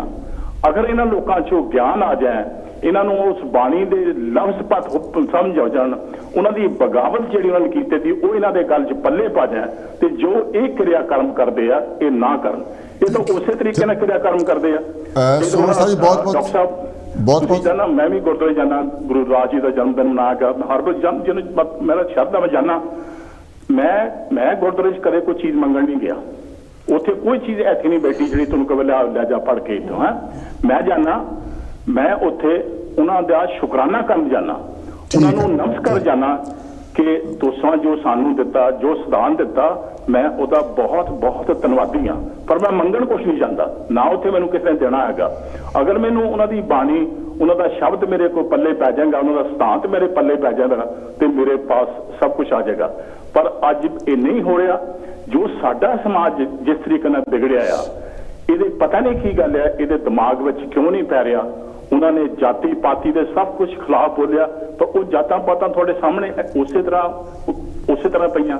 ਪਰ ਦੁੱਖ ਦੀ ਕਿ ਨਾ ਬੇਨ ਸਾਹਿਬ, ਉਦੋਂ ਤਕਲੀਫ ਹੁੰਦੀ ਆ ਵੀ ਚਲੋ ਇੰਡੀਆ 'ਚ ਮੰਨਿਆ ਅਗਿਆਨਤਾ ਸੀਗੀ, ਨਹੀਂ ਪਤਾ ਸੀਗਾ। ਤੁਸੀਂ ਵੈਸਟਰਨ ਕੰਟਰੀਆਂ 'ਚ ਆਣ ਕੇ ਵੀ ਤੁਸੀਂ ਉਹੀ ਜਹਾਲਤ ਗਲ ਪਾ ਕੇ ਰੱਖੋ ਤੇ ਫਿਰ ਤੁਹਾਡਾ ਕੌਣ ਚਾਲੂਗਾ? ਤੁਹਾਨੂੰ ਕਦੋਂ ਅਕਲ ਆਊਗੀ? ਸੁਮਨ ਸਾਹਿਬ ਤੁਹਾਡੇ ਵਿਚਾਰ ਕਾਫੀ ਲੰਬੇ ਹੋ ਗਏ, ਬਹੁਤ ਬਹੁਤ ਧੰਨਵਾਦ ਤੁਹਾਡਾ। ਤੁਸੀਂ ਅੰਗਰੇਜ਼ਾਂ ਤੋਂ ਇਹ ਨਹੀਂ ਸਿੱਖਿਆ ਵੀ ਇੱਕ ਗਰੀਬੀ ਮੇਰੀ ਇੱਥੇ ਵੀ ਹੈਗੀ ਆ। ਅਸੀਂ ਜਾਏ ਤੇ ਅੰਗਰੇਜ਼ ਬੜੇ ਅਮੀਰ ਸੀ, ਗਰੀਬ ਵੀ ਸੀਗੇ, ਪਰ ਇਹ ਤਾਂ ਨਹੀਂ ਕਹਿੰਦਾ ਖਿਲਾ ਵੀ ਤੂੰ ਸਵੇਰੇ ਮਤਲਬ ਕਿ ਨਾ ਸਾਡੇ ਡਸਟਬਿਨ ਚੱਕ ਕੇ ਲੈ ਕੇ ਗਿਆ ਤੇ ਮੈਂ ਤੈਨੂੰ ਟੱਚ ਨਹੀਂ ਕਰ ਸਕਦਾ ਜਾਂ ਮੈਂ ਤੇਰੇ ਉਸ ਰੋਡ ਤੇ ਨਹੀਂ ਤੁਰ ਸਕਦਾ। ਜਦ ਜਿਹਨੇ ਕਈ ਗੱਲਾਂ ਤੁਹਾਨੂੰ ਮਤਲਬ ਉਸੇ ਵੇਲੇ ਹਿੱਟ ਕੀਤੀਆਂ। ਸੁਮਨ ਸਾਹਿਬ ਤੁਹਾਡਾ ਬਹੁਤ ਬਹੁਤ ਥੈਂਕ ਯੂ। ਸੌਰੀ ਗੱਲ ਕਾਫੀ, ਕਿਉਂਕਿ ਜਿਹੜੀ ਜਦੋਂ ਆਪਾਂ ਬਾਇਓਗ੍ਰਾਫੀ ਦੀ ਗੱਲ ਕਰਦੇ ਹਾਂ ਕਾਫੀ ਲੰਬੀ ਹੁੰਦੀ, ਬਹੁਤ ਕੁਝ ਵਿੱਚ ਐਡ ਕਰਨਾ ਹੁੰਦਾ ਤੇ ਜਿਹੜੇ ਗੈਸਟ ਆ ਉਹਨਾਂ ਨੂੰ ਵੀ ਆਪਣੇ ਵਿਚਾਰ ਪੇਸ਼ ਕਰਨੇ ਹੁੰਦੇ। ਲੰਬੀ ਗੱਲ ਕੋਸ਼ਿਸ਼ ਕਰਿਆ ਕਰੋ ਕਿ ਸੰਖੇਪ ਜੀ ਹੋਵੇ ਤਾਂ ਵਧੀਆ ਲੱਗਦੀ ਹੈ। ਲਓ ਜੀ, ਆਪਾਂ ਜਿਹੜੀ ਇੰਪੋਰਟੈਂਟ ਗੱਲ ਸੀਗੀ, ਮੈਂ ਸਪੈਸ਼ਲੀ ਤੌਰ ਤੇ ਭੋਗਲ ਸਾਹਿਬ ਨੂੰ ਸੱਦਿਆ, ਉਹਨਾਂ ਦੀਆਂ ਆਪਣੀ ਇੱਕ ਦੋ ਕਵਿਤਾਵਾਂ ਆਪਾਂ ਜ਼ਰੂਰ ਸੁਣਨੀਆਂ। ਹਾਂਜੀ ਭੋਗਲ ਸਾਹਿਬ, ਤੁਸੀਂ ਕਵਿਤਾ ਜ਼ਰੂਰ ਵਿੱਚ ਪੇਸ਼ ਕਰੋ। ਲਓ ਜੀ, ਮੈਂ ਕਵਿਤਾ ਪੇਸ਼ ਕਰਦਾ। ਮੈਂ ਉਹ ਤੋਂ ਪਹਿਲਾਂ ਜਿਹੜੇ ਸੁਮਨ ਸਾਹਿਬ ਕਹਿ ਕੇ ਗਏ ਨਾ ਵੀ ਅਸੀਂ ਇਹਨਾਂ ਮੁਲਕਾਂ ਦੇ ਵਿੱਚ ਵੀ ਆ ਕੇ ਉਹ ਜਾਤ ਪਾਤ ਦੀਆਂ ਬੰਦਰਾਂ 'ਚ ਫੇਰ ਵੱਜ ਜਾਂਦੇ ਆ ਕੇ। ਇਹਦੇ ਵਿੱਚ ਵੈਸਟਰਨ ਦਾ ਕੋਈ ਕਸੂਰ ਨਹੀਂ, ਇਹ ਸਾਡਾ ਆਪਣਾ। ਅਸੀਂ ਇੰਡੀਆ ਤੋਂ ਉਹ ਰੌਹ ਰੀਤਾਂ ਜਿਹੜੀਆਂ ਸਾਡੇ ਦਿਮਾਗ ਦੀਆਂ ਸੋਚਾਂ ਆ ਨਾ, ਉਹ ਨਾਲ ਲੈ ਕੇ ਉਹਨਾਂ ਦੀਆਂ ਪੰਡਾਂ ਬੰਨ੍ਹ ਕੇ ਤੁਰੇ ਫਿਰਦੇ ਆ। ਉਹ ਵੀ ਇਹੀ ਕਹਿ ਰਹੇ ਸੀ। ਠੀਕ ਆ, ਮੈਂ ਇੱਕ ਗੀਤਨਾਮਾ ਕਵਿਤਾ ਪੇਸ਼ ਕਰਨ ਲੱਗਾ, ਕਾਂਸ਼ੀ ਵਾਲੇ ਦਾ ਮਰੀਦ। ਭਈ ਭਟਕਾਂ ਨਾ ਪਛਤਾਵਾਂ, ਨਾ ਹੀ ਦਰ ਦਰ ਧੱਕੇ ਖਾਵਾਂ, ਉਹ ਦਰ ਉੱਚਾ ਸੁੱਚਾ ਜਿੱਥੇ ਜਾ ਕੇ ਸੀਸ ਨਿਭਾਵਾਂ। ਭਈ ਪੈਰੋਕਾਰ ਮੈਂ ਹੋਇਆ ਉੱਚੀਆਂ ਸੋਚਾਂ ਵਾਲੇ ਦਾ, ਬਣਿਆ ਫਿਰਾਂ ਮਰੀਦ ਮੈਂ ਸਤਿਗੁਰ ਕਾਂਸ਼ੀ ਵਾਲੇ ਦਾ। ਵਾਹ। ਭਈ ਕਿਸੇ ਹੋਰ ਤੋਂ ਮੰਗਾਂ ਮੈਨੂੰ ਹਰਗਿਜ਼ ਲੋੜ ਨਹੀਂ, ਤੇਰੇ ਦਰ ਤੋਂ ਦਾਤਾ ਮੈਨੂੰ ਪਿਆਰ ਦੀ ਥੋੜ ਨਹੀਂ। ਮੈਂ ਤਾਂ ਝੱਲਾ ਹੋਇਆ ਤੇਰੇ ਦਰ ਮਤਵਾਲੇ ਦਾ, ਬਣਿਆ ਫਿਰਾਂ ਮਰੀਦ ਮੈਂ ਸਤਿਗੁਰ ਕਾਂਸ਼ੀ ਵਾਲੇ ਦਾ, ਮੈਂ ਸਤਿਗੁਰ ਕਾਂਸ਼ੀ ਵਾਲੇ ਦਾ। ਭਈ ਬਿਨਾਂ ਕਿਸੇ ਹਥਿਆਰੋਂ ਦਾਤਾ ਤੈਂ ਯੁੱਧ ਲੜਿਆ ਸੀ, ਉੱਚ ਖਿਆਲਾਂ ਅੱਗੇ ਮੰਨੂ ਵਾਰ ਨਾ ਖੜਿਆ ਸੀ। ਸ਼ੁਕਰ ਮਨਾਵੇ ਕੌਮ ਗਰੀਬਾਂ ਦੇ ਰਖਵਾਲੇ ਦਾ, ਬਣਿਆ ਫਿਰਾਂ ਮਰੀਦ ਮੈਂ ਸਤਿਗੁਰ ਕਾਂਸ਼ੀ ਵਾਲੇ ਦਾ। ਤੇ ਐਸੀ ਚਿਣਗ ਕ੍ਰਾਂਤੀ ਦੀ ਕਾਂਸ਼ੀ ਵਿੱਚ ਲਾਈ ਤੈਂ, ਸੱਚ ਦਾ ਹੋਕਾ ਦੇ ਕੇ ਸੁੱਤੀ ਕੌਮ ਜਗਾਈ ਤੈਂ। ਛੱਤ ਕੱਪੜੇ ਦੀ ਚਿੰਤਾ ਤੇ ਮੂੰਹ ਪੈਣ ਵਾਲੇ ਦਾ, ਬਣਿਆ ਫਿਰਾਂ ਮਰੀਦ ਮੈਂ ਸਤਿਗੁਰ ਕਾਂਸ਼ੀ ਵਾਲੇ ਦਾ। ਨਾ ਖੁਦ ਡਰਿਆ ਨਾ ਤੈਂ ਹੋਰਾਂ ਤਾਈਂ ਡਰਾਇਆ ਸੀ। ਡਾਕਟਰ ਸਾਹਿਬ ਖੀਰਲਾ ਬੰਦਿਆ ਗੀਤ ਦਾ। ਭਈ ਨਾ ਖੁਦ ਡਰਿਆ ਨਾ ਤੈਂ ਹੋਰਾਂ ਤਾਈਂ ਡਰਾਇਆ ਸੀ, ਨਛੱਤਰ ਭੋਗਲ ਵਰਗਿਆਂ ਨੂੰ ਤੈਂ ਸੀਨੇ ਲਾਇਆ ਸੀ। ਮਨ ਮੰਦਰ ਕਰੀ ਰੌਸ਼ਨ ਉਹ ਭਾਖੜੀ ਆਣੇ ਵਾਲੇ ਦਾ, ਬਣਿਆ ਫਿਰਾਂ ਮਰੀਦ ਮੈਂ ਸਤਿਗੁਰ ਕਾਂਸ਼ੀ ਵਾਲੇ ਦਾ, ਮੈਂ ਸਤਿਗੁਰ ਕਾਂਸ਼ੀ ਵਾਲੇ। Beautiful, very nice. ਬਹੁਤ ਬਿਊਟੀਫੁਲ ਗੀਤ ਰੂਪ ਕਵਿਤਾ ਭੋਗਲ ਸਾਹਿਬ ਨੇ ਸੁਣਾਈ ਹੈ। ਬਣਿਆ ਫਿਰਾਂ ਮਰੀਦ ਮੈਂ ਸਤਿਗੁਰ ਕਾਂਸ਼ੀ ਵਾਲੇ ਦਾ ਕੋਲ ਲੈ ਲਈ ਆਪਾਂ। ਸਵਾਗਤ ਹੈ ਜੀ, ਕੌਣ ਕਿੱਥੋਂ ਬੋਲਦੇ? ਸੰਖੇਪ। ਹੈਲੋ, ਜੈ ਭੀਮ, ਜੈ ਭਾਰਤ ਜੀ, ਜੈ ਗੁਰਦੇਵ ਜੀ। ਜੈ ਗੁਰਦੇਵ ਜੀ ਮਾਨ ਸਾਹਿਬ। ਪਹਿਲਾਂ ਤਿੰਨਾਂ ਨੂੰ ਮੇਰੇ ਵੱਲੋਂ ਬਹੁਤ ਬਹੁਤ ਜੈ ਗੁਰਦੇਵ, ਧੰਨ ਗੁਰਦੇਵ ਜੀ। ਤੇ ਬਹੁਤ ਹੀ ਅੱਛਾ ਤੁਸੀਂ ਪ੍ਰੋਗਰਾਮ ਲੈ ਕੇ ਆਏ ਹੋ। ਗੁਰੂ ਰਵਿਦਾਸ ਜੀ ਮਹਾਰਾਜ ਦੇ, ਉਹਨਾਂ ਦੇ ਪਹਿਲਾਂ ਤਾਂ ਜਨਮ ਦਿਨ ਦੀਆਂ ਸਾਰੇ ਗੁਰਪੁਰਬ ਦੀਆਂ ਸਾਰਿਆਂ ਨੂੰ ਵਧਾਈਆਂ। ਸਾਡੇ ਗੁਰੂ ਰਵਿਦਾਸ ਮਹਾਰਾਜ ਜੀ ਨੇ ਜੋ ਉਸ ਵੇਲੇ ਕ੍ਰਾਂਤੀਕਾਰੀ ਸੋਚ ਸੀ ਨਾ ਉਹਨਾਂ ਦੀ, ਅਸੀਂ ਉਸ ਤੇ ਚੱਲੇ ਹੀ ਨਹੀਂ, ਹਾਲੇ ਤੱਕ ਨਹੀਂ ਚੱਲੇ। ਅਸੀਂ ਲੋਕ ਭੁੱਲੇ ਭਟਕੇ ਆ। ਅਸੀਂ ਸਿਰਫ ਉਹਨਾਂ ਨੂੰ ਜਾਦੂਗਰ ਜਾਂ ਹੋਰ ਤਰ੍ਹਾਂ ਦੇ ਬਣਾ ਕੇ ਰੱਖ ਦਿੱਤਾ। ਲੇਕਿਨ ਉਹਨਾਂ ਨੇ ਜਾਤ ਪਾਤ ਦੇ ਖਿਲਾਫ ਔਰ ਸਾਰਿਆਂ ਨੂੰ ਇਹ ਦੱਸਿਆ ਕਿ ਅਸੀਂ ਸਾਰੇ ਇਨਸਾਨ ਇੱਕ ਬਰਾਬਰ ਆ। ਪਰ ਅਸੀਂ ਉਹਨਾਂ ਨੇ ਬੇਗਮਪੁਰ ਦਾ ਵੀ ਸੱਦਾ ਦਿੱਤਾ ਕਿ ਬੇਗਮਪੁਰਾ ਇੱਦਾਂ ਦਾ ਹੋਣਾ ਚਾਹੀਦਾ, ਇੱਦਾਂ ਦਾ ਤੁਸੀਂ ਬਣਾਓ। ਰਾਜ ਸਾਹਿਬ ਭਾਗ ਤੁਹਾਡੇ ਹੱਥ ਹੋਣਾ ਚਾਹੀਦਾ, ਇੱਦਾਂ ਦਾ ਤੁਸੀਂ ਬਣਾਓ। ਫਿਰ ਉਹਨਾਂ ਨੇ ਸਾਨੂੰ ਮਧੂ ਮੱਖੀਆਂ ਦੀ ਮਿਸਾਲ ਦਿੱਤੀ। ਤੇ ਜ਼ਿਆਦਾਤਰ ਉਹਨਾਂ ਦੇ ਜਿਹੜਾ ਬ੍ਰਾਹਮਣਵਾਦ ਆ ਨਾ, ਉਹ ਇਸ ਕਰਕੇ ਖਿਲਾਫ ਹੋਇਆ।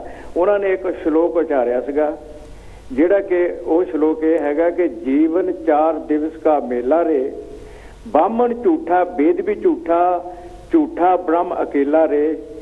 ਮੰਦਰ ਭੀਤਰ ਮੂਰਤੀ ਬੈਠੀ ਪੂਜੇ ਬਾਹਰ ਚੇਲਾ ਰੇ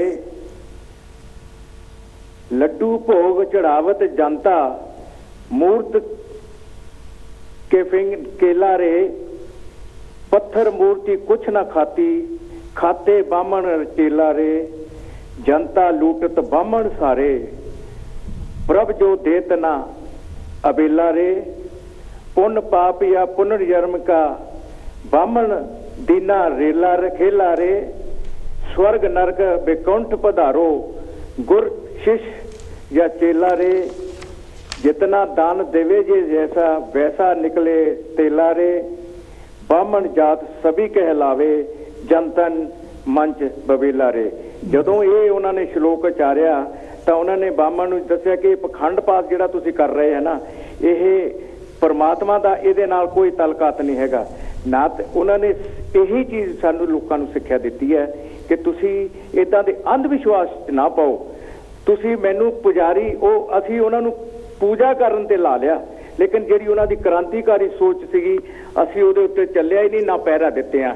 ਇਸੇ ਕਰਕੇ ਇੰਨੇ 500-600 ਸਾਲ ਤੋਂ ਉਹਨਾਂ ਦਾ ਹੋ ਗਿਆ 645 ਸਾਲ ਹੋ ਗਏ ਆ, ਲੇਕਿਨ ਉਹਨਾਂ ਨੇ 45 ਸਾਲ ਤੋਂ ਬਾਅਦ ਜੋ ਸਾਰਾ ਕੁਝ ਜੋ ਕੀਤਾ, ਲੇਕਿਨ ਅਸੀਂ ਉਹਦੇ ਤੇ ਇੱਕ ਵੀ ਜਾਨੀ ਤੁਸੀਂ ਇੱਕ ਵੀ ਸਕਿੰਟ ਔਰ ਇੱਕ ਵੀ ਉਹਨਾਂ ਦੀ ਸੋਚ ਤੇ ਕਦੇ ਵੀ ਚੱਲ ਪਹਿਰਾ ਨਹੀਂ ਦਿੱਤਾ। ਅਸੀਂ ਅੱਜ ਵੀ ਅਸੀਂ ਜਿਹੜੇ ਉਹਨਾਂ ਦੇ ਗੁਰਪੁਰਬ ਆਉਂਦੇ ਆ ਉਹ ਸਿਰਫ ਮਨੋਰੰਜਨ ਦਾ ਸਾਧਨ ਬਣਾ ਕੇ ਅਸੀਂ ਉਹਨਾਂ ਦੀ ਪੂਜਾ ਕਰਦੇ ਆ। ਇੰਨਾ ਹੀ ਮੈਂ ਕਹਿੰਦਾ ਹੋਇਆ ਇਹ ਆਪ ਸਭ ਤੋਂ ਅਗਰ ਕੁਝ ਗਲਤ ਕਹਿ ਗਿਆ ਹੋਵਾਂ ਤਾਂ ਮਾਫ ਕਰਨਾ। ਸਾਨੂੰ ਉਹਨਾਂ ਦੀ ਸੋਚ ਵਿਚਾਰ ਤੇ ਚੱਲਣਾ ਚਾਹੀਦਾ, ਨਾ ਕਿ ਉਹਨਾਂ ਦੀ ਪੁਜਾਰੀ ਲਹਿਰ। ਇਹ ਤਾਂ ਬ੍ਰਾਹਮਣ ਨੇ ਪੁਜਾਰੀ ਉਹਨਾਂ ਨੂੰ ਪੂਜਾ ਬਣਾਤਾ। ਕਹਿੰਦੇ ਹੁੰਦੇ ਆ ਵੀ ਜੇ ਕਿਸੇ ਨੂੰ ਖਤਮ ਕਰਨਾ ਹੋਵੇ ਤਾਂ ਉਹਦੀ ਪੂਜਾ ਲਾਉਣ ਤੇ ਲਾ ਦਿਓ, ਬਸ ਇਹੀ ਮੇਰਾ ਕਹਿਣਾ ਹੈ। ਜੈ ਭੀਮ, ਜੈ ਭਾਰਤ। ਬਹੁਤ ਬਹੁਤ ਧੰਨਵਾਦ ਤੁਹਾਡਾ ਮਾਨ ਸਾਹਿਬ। ਡਾਕਟਰ ਸਾਹਿਬ, ਪੱਥਰ ਦਿਲ ਨਰਮ ਕੀਤੇ ਵਿਚਾਰਾਂ ਦੇ ਨਾਲ ਆਪਣੇ ਵਿਚਾਰਾਂ ਨੂੰ ਸਹਿਮਤ ਕਰਾਇਆ ਦੂਜੇ ਨਾਲ, ਔਰ ਇਹ ਇੱਕ ਲੜਾਈ ਲੜੀ ਕਿ ਬਈ ਖੂਨ ਸਾਰਿਆਂ ਦਾ ਇੱਕੋ ਜਿਹਾ ਹੀ ਅੱਜ, ਜਿਹਦੀ ਬੋਡੀ ਵਿੱਚ ਚੱਲਦਾ ਤਾਂ ਆਦਮੀ ਜ਼ਿੰਦਾ, ਇਹਦੇ ਨਾਲ ਸਮਾਜ ਦਾ ਕੋਈ ਵਾਸਤਾ ਨਹੀਂ, ਹਰ ਇਨਸਾਨ ਖੂਨ ਨਾਲ ਜਿੰਦਾ। ਕੀ ਗੁਰੂ ਰਵਿਦਾਸ ਲੇਵਾ ਸੰਗਤ ਗੁਰੂ ਰਵਿਦਾਸ ਦੇ ਮਿਸ਼ਨ ਨੂੰ ਲੈ ਕੇ ਅੱਗੇ ਵਧ ਰਹੀ ਹੈ ਜਾਂ ਹਲੇ ਇੰਤਜ਼ਾਰ ਕਰ ਰਹੀ ਹੈ? ਮੈਨੂੰ ਲੱਗਦਾ ਅਸੀਂ ਸਾਰੇ ਇਹਦੇ ਵਿੱਚ ਦੋਸ਼ੀ ਹੈਗੇ ਹਾਂ। ਅਸੀਂ ਜਿਸ ਤਰ੍ਹਾਂ ਮਾਨ ਸਾਹਿਬ ਨੇ ਵੀ ਗੱਲ ਕੀਤੀ, ਗੱਲਾਂ ਤਾਂ ਅਸੀਂ ਬਹੁਤ ਕਰਦੇ ਹੈਗੇ, ਪਰ ਜਿਹੜੀ ਉਹਨੇ ਸਿੱਖਿਆ ਹੁੰਦੀ ਆ ਉਹਨੂੰ ਕੋਲ ਲੈ ਲਿਆ। ਹਾਂ ਠੀਕ ਹੈ, ਚਲੋ। ਹੈਲੋ, ਸਵਾਗਤ ਹੈ। ਕੌਣ ਕਿੱਥੋਂ ਬੋਲਦੇ ਸੀ? ਹੈਲੋ ਮੇਰ ਸਾਹਿਬ ਜੀ। ਤੁਸੀਂ ਮੈਨੂੰ ਮਾੜੀ ਜਿਹੀ ਹਿੰਟ ਤਾਂ ਕਰ ਦੇਣਾ ਸੀ ਕਿ ਮਤਲਬ ਟਾਈਮ ਦਾ, ਫਿਰ ਆਦਮੀ ਗੱਲ ਕਰਦਾ ਹੈਗਾ ਦੂਸਰੇ ਪਾਸੇ ਆਵਾਜ਼ ਬੰਦ ਕੀਤੀ ਹੈਗੀ ਆ। ਹਾਂਜੀ, ਕਰ ਲਓ ਖਤਮ। ਮੇਰਾ ਕਹਿੰਦਾ ਕਈ ਦਫਾ ਨਾ ਆਦਮੀ ਮੋਮੈਂਟਮ ਵਿੱਚ ਟਾਈਮ ਲੱਗ ਵੀ ਜਾਂਦਾ ਹੈਗਾ, ਜਦ ਤੂੰ ਇੱਕ ਬੜੀ ਸੀਰੀਅਸ ਗੱਲ ਹੈਗੀ ਆ ਔਰ ਇਹ ਤੇ ਤੁਹਾਨੂੰ ਜ਼ੁਬਾਨ ਵੀ ਥੋੜੀ ਕੰਟਰੋਲ ਕਰਨੀ ਪੈਂਦੀ ਆ, ਕੋਈ ਐਸਾ ਲਫ਼ਜ਼ ਵੀ ਤੁਹਾਨੂੰ ਦੇਖਣਾ ਪੈਂਦਾ। ਤੁਹਾਨੂੰ ਪਤਾ ਕਿ ਧਾਰਮਿਕ ਵਕੀਲ ਵੀ ਬਾਹਰ, ਡੂਬਣੇ ਵੀ ਬਾਹਰ ਬਹੁਤ ਆ, ਹੁਣ ਬੜਾ ਕੇਅਰਫੁਲ ਗੱਲ ਕਹਿਣੀ ਪੈਂਦੀ ਹੈ ਤੁਹਾਡੇ ਸਬਜੈਕਟ ਤੇ। ਰਿਮੇਨਿੰਗ ਗੱਲ ਕਰ ਲਓ ਪਲੀਜ਼। ਇਸ ਕਰਕੇ ਮਿੰਟ ਲੱਗ ਵੀ ਜਾਂਦਾ ਹੈਗਾ, ਮੈਂ ਉਹ ਤਾਂ ਕੋਈ ਪਰ ਫਿਰ ਵੀ ਤੁਹਾਨੂੰ ਛੋੜ ਜਾ ਨਾ ਹਿੰਟ ਕਰ ਦਿਓ ਕਿ ਮਤਲਬ ਟਾਈਮ ਤਾਂ ਆਦਮੀ ਉੱਥੇ ਉਹਨੂੰ ਵਾਈਂਡ ਅਪ ਕਰਨ ਦੀ ਕੋਸ਼ਿਸ਼ ਕਰਨ ਦਾ, ਪਰ ਅਗਰ ਗੱਲ ਕਰਦੇ ਆ ਤੁਸੀਂ ਉਹਨੂੰ ਮਤਲਬ ਕੱਟਦੇ ਹੋ ਫਿਰ ਥੋੜੀ ਜਿਹਾ ਇਹ ਤੁਹਾਨੂੰ ਫੀਲ ਵੈਰੀ ਗੁੱਡ ਨਹੀਂ। ਐਕਚੁਅਲੀ ਮੈਂ 3-4 ਵਾਰੀ ਸੰਖੇਪ ਕਰਨ ਲਈ ਤੁਹਾਨੂੰ ਆਖਿਆ ਸੀਗੀ। ਮੇਰਾ ਕਹਿਣ ਦਾ ਮਤਲਬ ਹੈ ਵੀ ਅਸੀਂ ਅਸਲ ਵਿੱਚ ਡਾਕਟਰ ਸਾਹਿਬ ਅਸੀਂ ਗੁਰੂਆਂ ਦੀ ਬਾਣੀ ਨੂੰ, ਉਸ ਸਿਧਾਂਤ ਨੂੰ ਅਸੀਂ ਮੰਨਿਆ ਹੀ ਨਹੀਂਗਾ। ਜੋ ਸਾਡੇ ਸਾਹਮਣੇ ਅੱਜ ਜਿੱਦਾਂ ਰਸਮੋ ਰਿਵਾਜ ਜੋ ਕੁਝ ਵੀ ਮਤਲਬ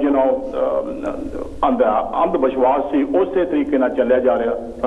ਹੁਣ ਮੈਂ ਤੁਹਾਨੂੰ ਕਈ ਗੱਲਾਂ ਕਹਿ ਵੀ ਕੇ ਲੋਕੀ ਅਪਸੈਟ ਵੀ ਹੋ ਜਾਣਗੇ, ਪਤਾ ਨਹੀਂ ਕਿਹੜਾ ਥਾਂ ਫਤਵਾ ਲਾ ਦੇਣਗੇ।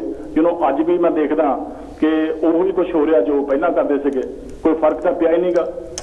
ਤੁਸੀਂ ਮੈਨੂੰ ਦੱਸੋ ਵੀ ਇੱਥੇ 40-50 ਸਾਲ ਹੋ ਗਏ ਗੁਰਦੁਆਰੇ ਖੁੱਲਿਆਂ ਨੂੰ, ਤੁਸੀਂ ਕੋਈ ਚੇਂਜ ਦੇਖੀ ਆ? ਕੋਈ ਸਮਾਜ ਦੇ ਵਿੱਚ ਚੇਂਜ ਦੇਖੀ ਆ ਵੀ ਅਸੀਂ ਬਰਾਬਰਤਾ ਲੈਣ ਦੀ, ਅਸੀਂ ਭਾਈਚਾਰਾ ਪੈਦਾ ਕਰ ਲਿਆ, ਅਸੀਂ ਬ੍ਰਦਰਹੁੱਡ ਪੈਦਾ ਕਰ ਲਈ, ਅਸੀਂ ਕਮਿਊਨਿਟੀਆਂ ਦੇ ਵਿੱਚ ਕੋਈ ਪਿਆਰ ਮੁਹੱਬਤ ਕੋਈ ਤੁਹਾਨੂੰ ਦਿਸਦਾ ਕੋਈ? ਫਿਰ ਕੀ ਫਾਇਦਾ ਇਹਨਾਂ ਗੱਲਾਂ ਦਾ? ਅਸੀਂ ਤਾਂ ਉਦੋਂ ਵੀ ਜਿਹੜੀ ਚੀਜ਼ ਨੂੰ ਅਸੀਂ ਬੰਦ ਕਰਨਾ ਸੀ ਉਹਦੀਆਂ ਦੁਬਾਰਾ ਤਾਂ ਅਸੀਂ ਉਦੋਂ ਵੀ ਵੱਡੀਆਂ ਕਰ ਦਿੱਤੀਆਂ। ਮੈਂ ਕਹਿੰਦਾ ਇਸ ਮੁਲਕ 'ਚ ਆਣ ਕੇ ਵੀ ਤੁਸੀਂ ਨਹੀਂ, ਤੁਹਾਨੂੰ ਅਕਲ ਆਈ, ਤੁਹਾਨੂੰ ਨਹੀਂ ਸਮਝ ਆਉਂਦੀ ਦੇਖ ਕਿ ਅੱਖਾਂ ਮੀਟ ਕੇ ਤੁਹਾਡੇ ਦਿਮਾਗ ਇੰਨੇ ਮਤਲਬ ਤੂੜੀ ਭਰੀ ਆ ਤੁਹਾਨੂੰ ਦਿਸਦਾ ਨਹੀਂ ਹੈਗਾ। ਮੈਂ ਗੱਲ ਕਰਨ ਲੱਗਾ ਸੀਗਾ ਕਿ ਜਦ ਮੈਂ ਇੱਥੇ ਇਸ ਮੁਲਕ 'ਚ ਪਹਿਲਾਂ ਆਇਆ ਅਸੀਂ ਜਿਹੜੇ ਸਵੇਰ ਨੂੰ ਸਾਡੇ ਡਸਟਬਿਨ ਚੱਕ ਕੇ ਜਾਂਦਾ ਸੀ, ਉਹੀ ਸੂਟ ਪਾ ਕੇ ਆਦਮੀ ਸਾਡੇ ਨਾਲ ਬਾਹਰ 'ਚ ਬੈਠਾ ਹੁੰਦਾ ਸੀ। ਔਰ ਮੇਰੇ ਵਰਗੇ ਦੇ ਦਿਮਾਗ 'ਚ ਗੱਲ ਸੋਚ ਆਉਂਦੀ ਸੀ, ਜਿਹੜੇ ਸਵੇਰੇ ਡਸਟਬਿਨ ਚੱਕ ਕੇ ਗਿਆ, ਅੱਜ ਇਹਨੂੰ ਕਿਸੇ ਨੇ ਟੱਕਰਿਆ ਨਹੀਂਗਾ। ਪਰ ਜਿਹੜਾ ਸਾਡਾ ਭੈਣ ਭਰਾ ਪਿੱਛੇ ਗੋਹਾ ਚੱਕਦਾ ਕੁਛ ਕਰਦਾ, ਉਹਨੂੰ ਕਹਿੰਦੇ ਤੂੰ ਸਾਡੇ ਵਿਹੜੇ ਨਹੀਂ ਬਣ ਸਕਦਾ, ਸਾਡੇ ਉੱਥੇ ਨਹੀਂ ਉਹ ਇਹ ਗੱਲਾਂ ਤੁਹਾਨੂੰ ਸਟ੍ਰਾਈਕ ਕਰਦੀਆਂ। ਫਿਰ ਆਦਮੀ ਸੋਚਦਾ ਯਾਰ ਅੰਗਰੇਜ਼ਾਂ ਨੇ ਇੰਨਾ ਚਿਰ ਰਾਜ ਕੀਤਾ ਸਾਡੇ ਤੇ ਕਿ ਇਹਨਾਂ ਨੂੰ ਦਿਸਿਆ ਨਹੀਂਗਾ, ਇਹਨਾਂ ਨੇ ਕੁਝ ਕਿਉਂ ਨਹੀਂ ਕੀਤਾ। ਪਰ ਇਹਨਾਂ ਨੂੰ ਕੀ ਲੋੜ ਸੀ, ਇਹ ਤਾਂ ਉੱਥੇ ਆਪਣਾ ਰਾਜ ਕਰਨ ਗਿਆ ਸੀ। ਇਹਨਾਂ ਦੇ ਜਿੰਨੇ ਅਸੀਂ ਵੰਡੇ ਹੋਏ ਸੀ ਉਹਨਾਂ ਠੀਕ ਸੀਗਾ, ਮੈਂ ਇਹਨਾਂ ਤੇ ਇਤਰਾਜ਼ ਕਿੱਦਾਂ ਕਰਾਂ। ਪਰ ਸਾਡਿਆਂ ਨੂੰ ਕਿਉਂ ਨਹੀਂ ਅਕਲ ਆ ਰਹੀ? What's wrong with these people? ਅਸੀਂ ਤੇ ਸਿਰਫ ਮਤਲਬ ਅੱਗੇ ਆਉਣ ਨਾਲੋਂ ਅਸੀਂ ਤਾਂ ਉਦੋਂ ਵੀ ਵੱਟੀ ਜਾ ਰਹੇ ਹਾਂ। ਇਹ ਤਾਂ ਜਿਹੜਾ ਗੁਰੂ ਦਾਸ ਭਾਈ ਆ ਹੈਗਾ, ਪਹਿਲਾਂ ਇਹਦੀਆਂ ਤੂੰ ਦੇਖੋ ਤਾਂ ਵੰਡਾਂ ਕਿੱਦਾਂ ਪਾਤੀਆਂ। ਇੱਕ ਪਾਸੇ ਉਹ ਅਨਪੜ੍ਹ ਜਨਤਾ ਸ਼ੁਰੂ ਕੀਤੀ ਆ, ਉਹ ਕਹਿੰਦਾ ਸਾਡਾ ਆਪਣਾ ਹੀ ਧਰਮ ਹੈ। ਉਹ ਕਿਸੇ ਦੀ ਗੱਲ ਸੁਣਦੇ ਨਹੀਂ ਹੈਗੇ। ਤੁਸੀਂ ਇਹਨਾਂ ਨੂੰ ਕੀ ਸਮਝਾਓਗੇ? ਇਹ ਤਾਂ ਸਵਾਏ ਇਕੱਠੇ ਹੋ ਜੀ। ਕੱਟ ਹੋ ਗਿਆ। Thank you. ਸੌਰੀ ਅਸੀਂ ਕੱਟੀ ਨਹੀਂ, ਇਹ ਆਪਣੇ ਆਪ ਕੱਟ ਹੋਈ ਹੈ, ਇਸ ਕਰਕੇ ਸਾਨੂੰ ਉਲਾਮਾ। ਤੇ ਡਾਕਟਰ ਸਾਹਿਬ ਤੁਸੀਂ ਗੱਲ ਕਰਦੇ ਸੀਗੇ, ਮੈਂ ਅਸੀਂ ਇੰਤਜ਼ਾਰ ਕਰ ਰਹੇ ਹਾਂ ਜਾਂ ਅਸੀਂ ਫਿਰ ਆ ਕੇ ਟੈਲੀਫੋਨ ਕਾਲ। ਹੈਲੋ, ਸਵਾਗਤ ਹੈ ਜੀ। ਕੌਣ ਤੁਸੀਂ ਬੋਲਦੇ ਸੀ? ਹੈਲੋ ਹੈਲੋ ਹੈਲੋ ਹੈਲੋ ਹਾਂਜੀ ਭਾਈ, ਮੈਂ ਜਸਲ ਬੋਲਦਾ ਗਲਾਸਗੋ ਤੋਂ। ਹਾਂਜੀ ਹਾਂਜੀ। ਆਪਣੀ ਤੁਸੀਂ ਗੱਲ ਸ਼੍ਰੀ ਗੁਰੂ ਰਵਿਦਾਸ ਉਹਨਾਂ ਨੇ ਬਾਰੇ ਆ ਸ਼ੁਰੂ ਕੀਤੀ ਆ। ਹਾਂਜੀ, ਬਹੁਤ ਅੱਛੀ ਗੱਲ ਹੈ ਇਹ। ਦੇਖੋ, ਮੈਂ ਕਹਿਣਾ ਚਾਹੁੰਦਾ, ਸੌਰੀ ਬਈ, ਤੁਸੀਂ ਗੱਲ ਟੈਲੀਵਿਜ਼ਨ ਨਾਲ ਨਾ ਕਰੋ, ਸਾਡੇ ਨਾਲ ਗੱਲ ਕਰੋ ਜੀ। ਦਰਜਾ ਦਿੱਤਾ ਆ, ਇਸ ਬਾਰੇ ਕੋਈ ਪ੍ਰਚਾਰ ਨਹੀਂ ਕਰ ਰਿਹਾ ਵੀ ਕਿਉਂ ਦਿੱਤਾ ਗਿਆ। ਸੰਤ ਸ਼੍ਰੋਮਣੀ ਦਾ ਦਰਜਾ ਦਿੱਤਾ ਗਿਆ, ਇਹ ਬਹੁਤ ਉੱਚ ਦਰਜਾ ਆ, ਮਹਾਨ ਦਰਜਾ ਆ ਇਹ ਸੰਤਾਂ ਦੇ ਵਿੱਚੋਂ। ਉਹਨਾਂ ਨੂੰ ਹੀ ਮਿਲਿਆ, ਹੋਰ ਕਿਸੇ ਨੂੰ ਨਹੀਂ। ਹੋਰ ਗੱਲ ਜਿੱਦਾਂ ਸਟਾਰਟ ਕੀਤੀ ਸੀ ਵੀ ਅੰਧ ਵਿਸ਼ਵਾਸ ਸਾਡੇ ਵਿੱਚ ਜਿਹੜਾ ਘਰ ਕੀਤਾ ਪਿਆ ਨਾ, ਬ੍ਰਾਹਮਣਵਾਦ ਦਾ ਕੰਬਲ ਜਿਹੜਾ ਅਸੀਂ ਲਪੇਟਿਆ ਆ, ਉਹ ਅਸੀਂ ਛੱਡਿਆ ਨਹੀਂ।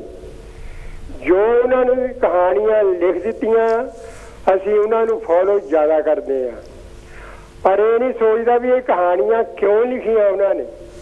ਆਪਾਂ ਜਸਲ ਸਾਹਿਬ, ਆਪਾਂ ਇਹ ਗੱਲ ਸਾਰੀ ਕਹਿੰਦੇ ਆ ਕਿ ਵੀ ਚਰਚਾ ਵਿੱਚ ਹਰ ਜਗ੍ਹਾ ਹੀ ਹਰੀ ਜਾਂਦੇ ਸੀ, ਉਹਨਾਂ ਦਾ ਕੋਈ ਜੀਣ ਦਾ ਟਿਕਾਣਾ ਨਹੀਂ ਸੀਗਾ। ਨਹੀਂ, ਗੱਲ ਹੁਣ ਇਹ ਆ ਕਿ ਜੋ ਹੋ ਰਿਹਾ ਉਹ ਗਲਤ ਆ, ਪਰ ਹੋਣਾ ਕੀ ਚਾਹੀਦਾ।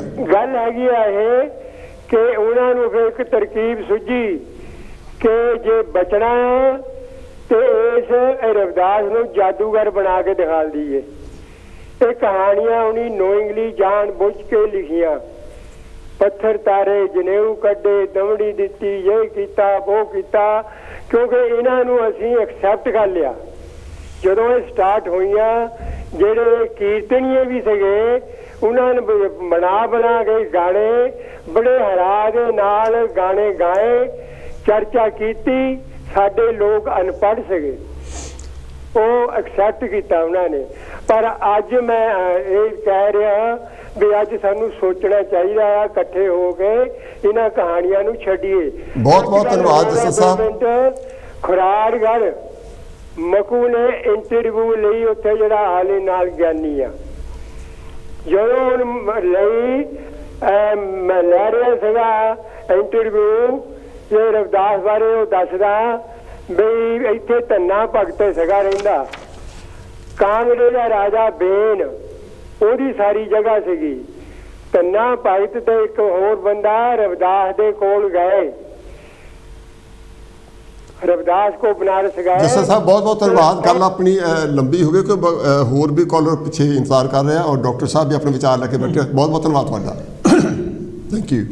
ਹਾਂ, ਗੱਲ ਅਸਲ 'ਚ ਇਹ ਹੈ ਵੀ ਜਦੋਂ ਅਸੀਂ ਕਿਸੇ ਵੀ ਮਹਾਨ ਇਨਸਾਨ ਦੀ ਜਨਮ ਦਿਨ ਮਨਾਉਣੇ ਹੈਗੇ ਹਾਂ, ਜਾਂ ਕਿ ਉਹਨਾਂ ਦਾ ਕੋਈ ਹੋਰ ਦਿਨ ਅਸੀਂ ਮਨਾਉਣੇ ਹੈਗੇ, ਅਤੇ ਉਹਨਾਂ ਦੀਆਂ ਜਿਹੜੀਆਂ ਸਿੱਖਿਆਵਾਂ ਹੁੰਦੀਆਂ, ਜੇ ਅਸੀਂ ਉਹਨੂੰ ਆਪਣੇ ਵਰਤਾਵ ਵਿੱਚ ਨਹੀਂ ਜਿਹੜਾ ਹੈਗਾ ਅਡੋਪਟ ਕਰਦੇ, ਅਤੇ ਫਿਰ ਉਸ ਜਨਮ ਦਿਨ ਦਾ ਅਤੇ ਉਸ ਯਾਨੀ ਕਿ ਗੁਰਪੁਰਬ ਦਾ ਅਤੇ ਉਸ ਯਾਨੀ ਕਿ ਜਿਹੜਾ ਉਸ ਮਹਾਨ ਸ਼ਖਸੀਅਤ ਦੀ ਜਿਹੜੀ ਸੈਲੀਬ੍ਰੇਸ਼ਨ ਅਸੀਂ ਕਰਦੇ, ਉਹਦਾ ਕੋਈ ਮਤਲਬ ਨਹੀਂ ਰਹਿੰਦਾ।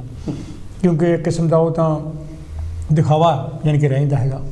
ਗੱਲ ਤਾਂ ਅਸਲ 'ਚ ਚੇਂਜ ਕਰਨ ਦੀ ਹੈਗੀ ਆ, ਨਹੀਂ ਤਾਂ ਅਸੀਂ ਬਾਕੀ ਯਾਨੀ ਕਿ ਜਿਸ ਤਰ੍ਹਾਂ ਉਹ ਕਰਦੇ ਹੈਗੇ ਆ ਰੀਤੀ ਰਿਵਾਜ ਯਾਨੀ ਕਰਮ ਕਾਂਡ ਯਾਨੀ ਕਿ ਜੋ ਕੁਛ ਕਰ ਰਹੇ ਹੈਗੇ ਉਹ ਕਰਮ ਕਾਂਡ ਵਾਲੀ ਗੱਲ ਰਹਿੰਦੀ ਰਹੇ ਵੀ ਅਸੀਂ ਆਹ ਕੰਮ ਵੀ ਅਸੀਂ ਕਰਤਾ ਹੈਗਾ। ਸੋ ਯਾਨੀ ਕਿ ਜਿਹੜੀਆਂ ਚੇਂਜਸ ਨਹੀਂ ਵੀ ਆਈਆਂ ਹੈਗੀਆਂ, ਜੇ ਆਪਾਂ ਕਿਸੇ ਵੀ ਆਪਾਂ ਜੇ ਬਾਕੀ ਗੁਰੂਆਂ ਦੀਆਂ ਵੀ ਗੱਲਾਂ ਬਾਕੀ ਦੀਆਂ ਵੀ ਕਰੀਏ, ਸਿੱਖ ਗੁਰੂਆਂ ਦੀ ਵੀ ਗੱਲ ਕਰੀਏ, ਉਹਨਾਂ ਨਾਲ ਵੀ ਕਰਾਮਾਤਾਂ ਕਈ ਜੋੜ ਦਿੱਤੀਆਂ ਹੈਗੀਆਂ। ਸੋ ਇਸ ਕਰਕੇ ਜਿਹੜੀ ਗੱਲ ਅਸਲ ਵਿੱਚ ਅਸੀਂ ਇਹ ਤਾਂ ਕਹਿਣ ਲੱਗ ਪਏ ਵੀ ਸਾਡਾ ਗੁਰੂ ਕਿਸੇ ਨਾਲ ਘੱਟ ਨਹੀਂ ਜੀ, ਉਹਨੂੰ ਸ਼੍ਰੋਮਣੀ ਦਾ ਜੀ ਫਲਾਨੀ ਜਾਂ ਧਮਕਾਨੀ, ਦੈਟਸ ਓਕੇ। ਇੱਥੇ ਗੱਲ ਤਾਂ ਇਹ ਹੋ ਰਹੀ ਹੈ ਵੀ ਉਹਨਾਂ ਦੀ ਜਿਹੜੀ ਵਿਚਾਰਧਾਰਾ ਸੀ ਉਹਨੂੰ ਅਸੀਂ ਆਪਣੇ ਵਰਤਾਵ ਵਿੱਚ ਕਿਉਂ ਨਹੀਂ ਯਾਨੀ ਕਿ ਲਿਆਉਣਾ, ਕਿਉਂਕਿ ਉਹਨੂੰ ਆਪਣੇ ਵਰਤਾਵ ਵਿੱਚ ਲਿਆਉਣ ਦੇ ਲਈ ਸਾਨੂੰ ਆਪ ਕੋਸ਼ਿਸ਼ ਕਰਨੀ ਪੈਂਦੀ ਹੈ। ਉਹ ਅਸੀਂ ਕੋਸ਼ਿਸ਼ ਕਰਨੀ ਚਾਹੁੰਦੇ, ਅਸੀਂ ਕੀਤਾ ਕਰਾਇਆ ਮਾਰ ਲੈਣਾ ਚਾਹੁੰਦੇ ਹਾਂ ਵੀ ਹਾਂ ਜੀ ਇੱਥੇ 100 ਰੁਪਈਆ ਦੇ ਦਿੱਤਾ ਜੀ, ਯਾਨੀ ਕਿ 100 ਪਾਉਂਡ ਖਰਚਾ 200 ਪਾਉਂਡ ਖਰਚਾ ਸਾਡਾ, ਯਾਨੀ ਜਿਹੜੀ ਰਿਸਪੌਂਸੀਬਿਲਿਟੀ ਆ ਉਹ ਖਤਮ ਹੋ ਗਈ। ਇੱਦਾਂ ਰਿਸਪੌਂਸੀਬਿਲਿਟੀ ਖਤਮ ਨਹੀਂ ਹੁੰਦੀ ਹੈ। ਰਿਸਪੌਂਸੀਬਿਲਿਟੀ ਤੁਹਾਡੀ ਖਤਮ ਹੁੰਦੀ ਹੈਗੀ ਆ ਜੋ ਤੁਸੀਂ ਉਸ ਵਰਤਾਵ ਵਿੱਚ ਆਉਣੇ ਹੈਗੇ ਆ, ਉਹਨਾਂ ਦੀ ਸਿੱਖਿਆਵਾਂ ਨੂੰ ਵਾਕਿਆ ਹੀ ਆਪਣੇ ਵਰਤਾਵ ਵਿੱਚ ਯਾਨੀ ਕਿ ਲੈ ਕੇ ਆਉਣੇ, ਤਾਂ ਫੇਰ ਸਮਾਜ ਯਾਨੀ ਕਿ ਚੇਂਜ ਹੁੰਦਾ ਹੈਗਾ।